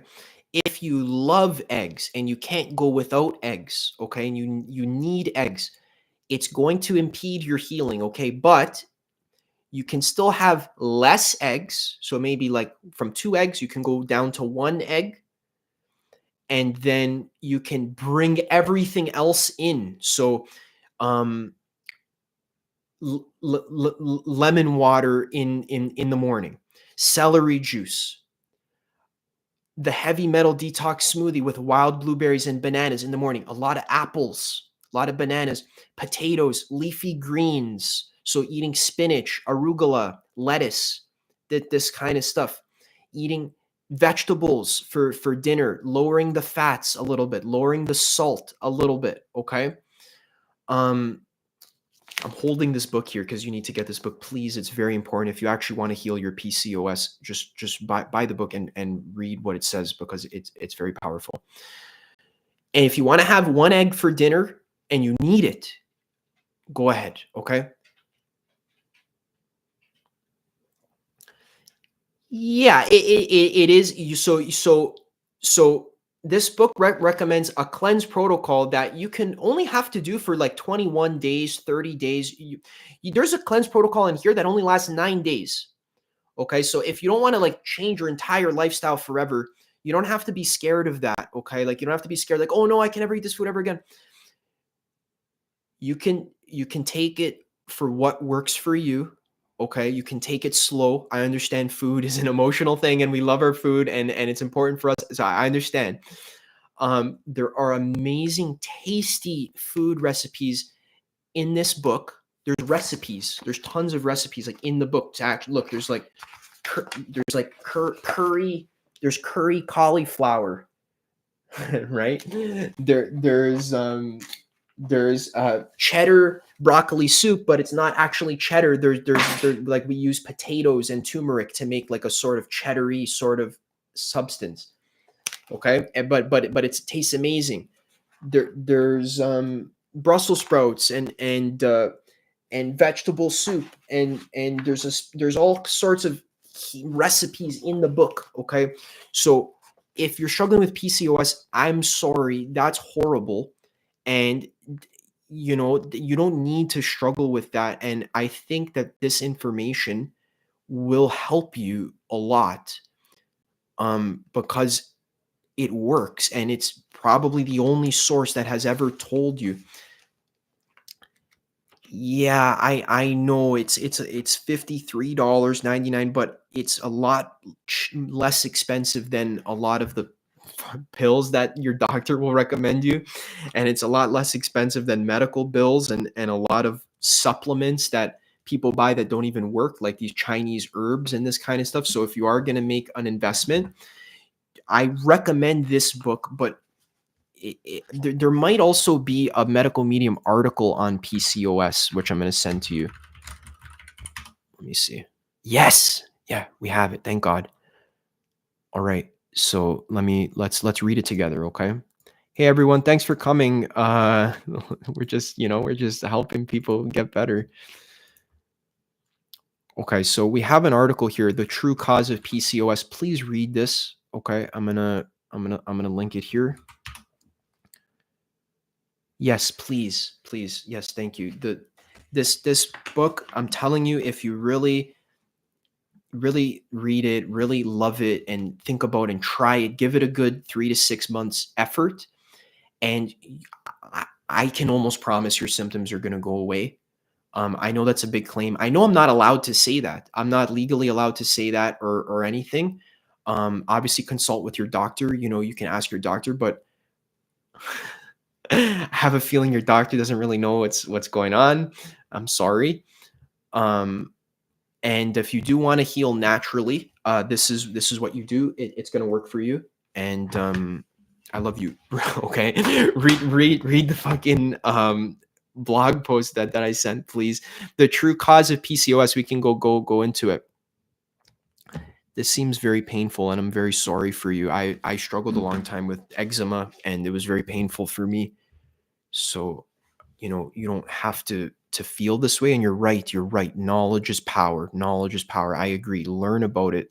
And it's specifically what medical medium's saying about it, because this is advanced information that's coming from spirit of compassion. This is coming from a guy who's basically like, I want to say a prophet, but he's basically like a medium. He's bringing this high quality info. So it's caused by Epstein-Barr virus, like I mentioned, that are causing injuries to the cells in the ovaries. So the foods that I'm telling you, like lemon water and celery juice, are literally killing Epstein-Barr virus in your body, killing it, and getting rid of all the foods in your body that's feeding Epstein-Barr virus, helping to cleanse the liver of old kinds of fats and chemicals like fragrances and a lot of even petrochemicals like gasoline and detergents and all this stuff builds up in your liver, and metals builds up in your liver, and it creates a wonderland for Epstein-Barr virus and other viruses in your body to thrive. So when you go on this healing plan, it is specifically designed to be antiviral and to kill viruses in your body and to cleanse your body of foods that potentially feed viruses that are harming you. Okay, so the lemon water and the celery juice specifically is like cleaning you. It's cleaning your liver. It's cleaning your stomach. It's helping to heal damaged tissues. And we got Infinite Atoms over here. I don't know if you guys can see Infinite Atoms giving infinite information. I'm gonna go here 1 sec. Actually, we'll stay in side mode. So you can go on Medical Medium website. I Googled Medical Medium PCOS. Okay, read this article, please. Buy the book Cleanse to Heal, please. And there's also another, it looks like there's an article here. There's a podcast, Celery Juice for PCOS, where he's going to go into specific details about specifically what's happening inside your body with when you're drinking celery juice, and specifically how it's helping with PCOS.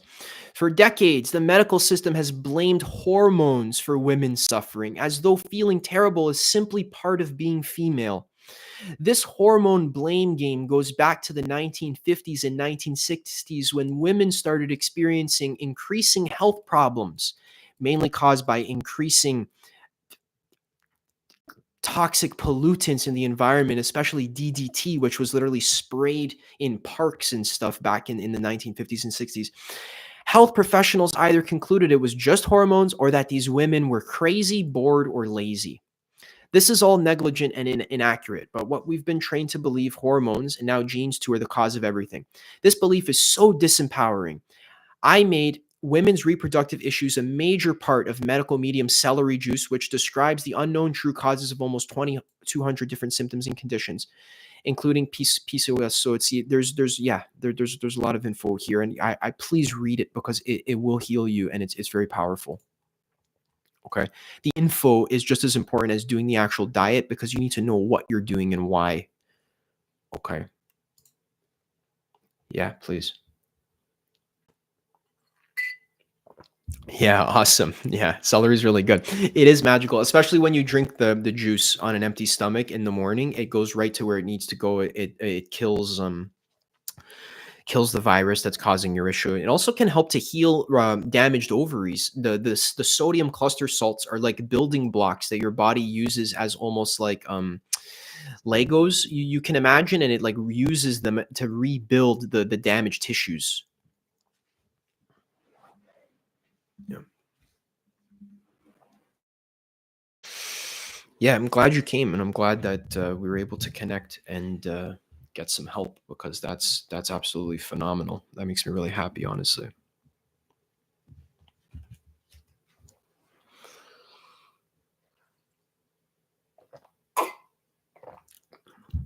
Yeah. So this again goes. This kind of allows me to finish my argument. So let's say our friend Tamria here. Let's say she actually implements this protocol for 3 to 6 months, and let's say her symptoms actually go away, and she actually heals her chronic illness, PCOS, which is causing her immense pain and suffering. Um, and you're over here talking there's deals, and I know I'm not allowed to say that and stuff, but let's say it actually does. Okay. Do you kind of see how much of like a stooge you're being in this case? Because you don't actually care about healing human beings and helping them be healthy. Okay. You care about the truth in theory. Okay. In theory, the truth. But okay, I get that. And I think, we should study medical medium stuff scientifically. I agree. But again, she, she just said the doctor doesn't care about healing naturally. She wants to instantly give her a pill. Where we've just demonstrated in real time that medical medium has a specific explanation for what causes polycystic ovarian syndrome, which is Epstein-Barr virus damaging the ovaries. Okay. And then there's, oh my God, there's too much fat and too much protein in the liver, and you don't even need that much fat and protein. That's what I'm trying to say in the video. The truth about protein. That's what I was trying to describe in this video, is that you don't need as much protein as you've been led to believe, which actually can cause your symptoms to get worse, because you think I need my protein, because if I don't get my protein, then I'm going to get sick, and I need, this amount of protein. And I'm literally explaining for an hour in the video that protein's okay, and you can have protein if you want, but if you're having all this high fat food, like extra chicken, extra eggs, extra dairy, in order to fill your protein needs, you're actually causing damage to your body. And you're potentially feeding viruses that are literally damaging your ovaries or your liver or your skin or whatever else it is. Okay. So yeah, there's also in the back of Cleanse to Heal, there's like specific supplement recommendations. Like you can take ashwagandha, like I just had ashwagandha tea in the morning. celery juice, work up to 32 ounces daily if possible, but 16 ounces is a good start. There's, like lemon balm. I just had some lemon balm tea as well.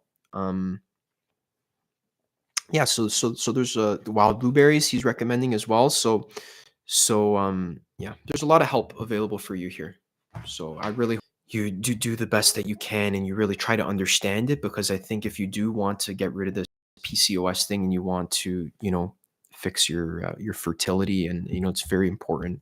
I got to talk about this more. I got to talk about this more.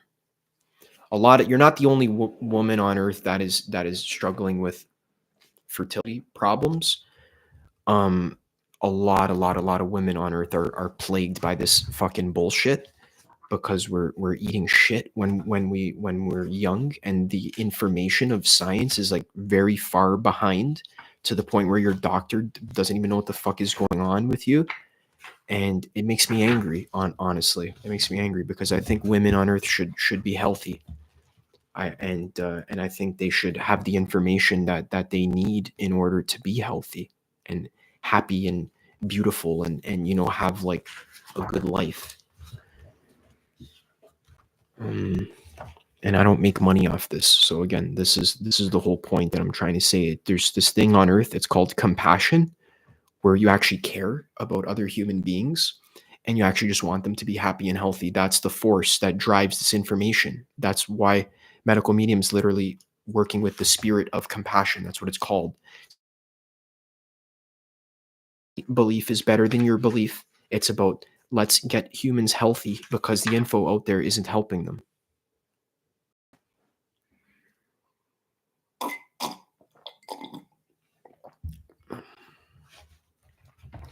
So to spend hours and days and weeks arguing about the science of it is good, and I think can be useful if you're actually constructive about it.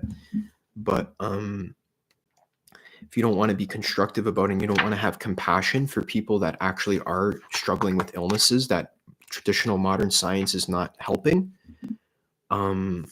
which are a lot more people than you think, then it's not going to be helpful to just debate endlessly over, the science. If it's science, the spirit of compassion, where's the info coming from? Is it true? Is that the point? Is when you're fucking sick and your body hurts, all your doctors is giving you pills that you don't want to take, then there's natural ways to heal that actually work and are based on advanced information that's being channeled. And it's not being channeled, it's being given to Anthony William through his connection with the spirit of compassion. That was an accident. He didn't know how, or he doesn't know how it happened. Okay, he didn't like try to do this. It happened to him. Okay. A higher source.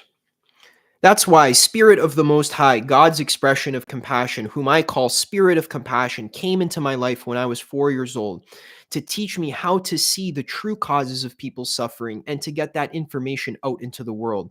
If you'd like to know more about my origins, you'll find my story in Medical Medium, Secrets Behind Chronic and Mystery Illness, which is the first book that he sells, where he tells his full story. The short version is that Spirit of Compassion constantly speaks into my ear, his right ear, with clarity and precision, as if a friend were standing behind me, filling me in on the symptoms of everyone around me. Plus, Spirit of Compassion taught me from an early age to see physical scans of people, like supercharged MRI scans that reveal all blockages, illnesses, infections, trouble areas, and past problems. We see you. We know what you're up against. We don't want you to go through it a moment longer. My life's work is to deliver this information to you so that you can be elevated from the sea of confusion, that the noise and rhetoric of today's health fads and trends, in order to regain your health and navigate life on your own terms. The material in this book is authentic, the real deal, all for your healing benefit. This book is not like other health books. There is so much packed in here that you may want to come back and read it again and again to make sure you get all the information to heal and protect yourself and your loved ones. Sometimes this information has surely seemed to be the opposite of what you've heard before. And sometimes probably sounded closer to the other sources with subtle and critical differences. Subtle and critical differences. The reason it could sound similar to health information already out there is that before I started to publish the medical medium books, I've spent 30 plus years spreading the information. Yeah, and I'm not going to spreading the information to tens of thousands of individuals. Many of them are professionals in the field of health. Throughout the years, the chronically ill, along with doctors, nurses, and health coaches, have learned from the information and so forth. They've spread it to other sources. Yeah. So, and then the next chapter is called In Search of Truth. So if you're in search of truth, maybe you can actually buy the book and read it before debating with me. All right. And then you can debate with me after you read it. That's the beauty of it. You can read it and then debate with me after, but don't debate with me before you read it, because then what are we debating? We're like, you don't even know what you're talking about. See, this is why when I love that you want the truth, that you're devoted to the truth and you're dedicated to the truth. I love that. But the truth can be found not only just in science. So I think it's great to challenge, but it's important to do so with logical consistency and evidence, not fallacies. So I definitely have logical consistency, but can't provide you with that much evidence other than the millions of people who have already healed with the info. But I can't give you double-blind studies because those aren't being done because there's no profit incentive to do them. Okay, so that's me debunking this whole argument against medical medium in real time. Thank you for sharing. I love you. You're awesome. I appreciate the effort and time that you put into this. Really think about what I said. I think science is awesome, and I think we need to do more scientific studies for medical medium info. I can't fund the studies myself because I don't have that monetary power or even political power to be able to do that. Maybe that's something that I'll try to do in the future. Maybe I'll start a Kickstarter or something. But yeah. I think I'm already doing a lot of work to kind of help with this info.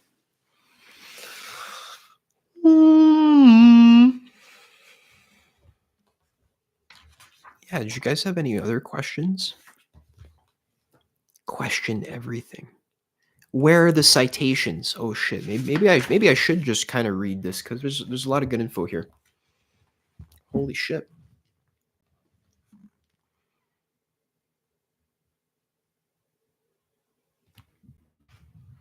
In this book and its companion books in the series, you've finally found the origin, the real source. The whole truth is here. It's not repackaged or recycled theory made to sound like a new understanding of chronic symptoms and illness. The information here doesn't come from broken science interest groups, medical funding with strings attached, botched research, lobbyists, internal kickbacks, persuaded belief systems, private panels of influencers, health field payoffs, or trendy traps. In search of truth. Those hurdles from interest groups to trends to payoffs get in the way of medical research and science making the leaps and bounds it's meant to in understanding chronic illness and what heals it. Think about this. If you're a scientist with a theory, once you've conjured that theory, you need to get investors. That means you need to pitch to them. If investors like your pitch, it's usually because they want to see a certain outcome, and so they fund your endeavor. Pressure to produce by the amount of money the investors poured into it. Scientists in this position are afraid that if they blow it, they'll never get another investor to back another theory again, and their name won't hold any merit within the profession. That doesn't leave much space for scientists or lab technicians to follow what's supposed to be the natural path of inquiry. To have ideas not pan out sometimes, go in unexpected directions, or reveal that certain foundational beliefs that started an endeavor to begin with are faulty. This construction calls into question whether the reportedly breakthrough study results we read about are always quite as favorable as they appear. When outside sources have a vested interest in obscuring certain truths for their own gain, then precious research time and money gets spent in unproductive areas. Certain discoveries that would truly advance the treatment of chronic illness get ignored and lose funding, which closes the door for virology to advance and find critical life-saving discoveries to prevent autoimmune disease. Data we think of as absolute can contaminated and manipulated and then treated by other health experts as law, even though it's inherently flawed. That's why trying to keep up with health information is so confusing and conflicting. Most of it is not truth.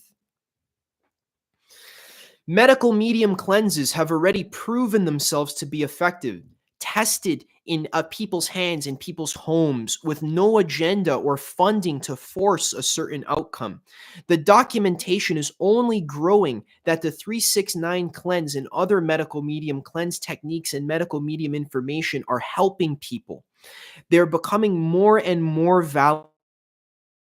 Millions of people getting better from celery juice, many of whom are than adding celery juice, take it out of the realm of the theoretical and into the domain of medical truth. In its original meaning, science is knowledge.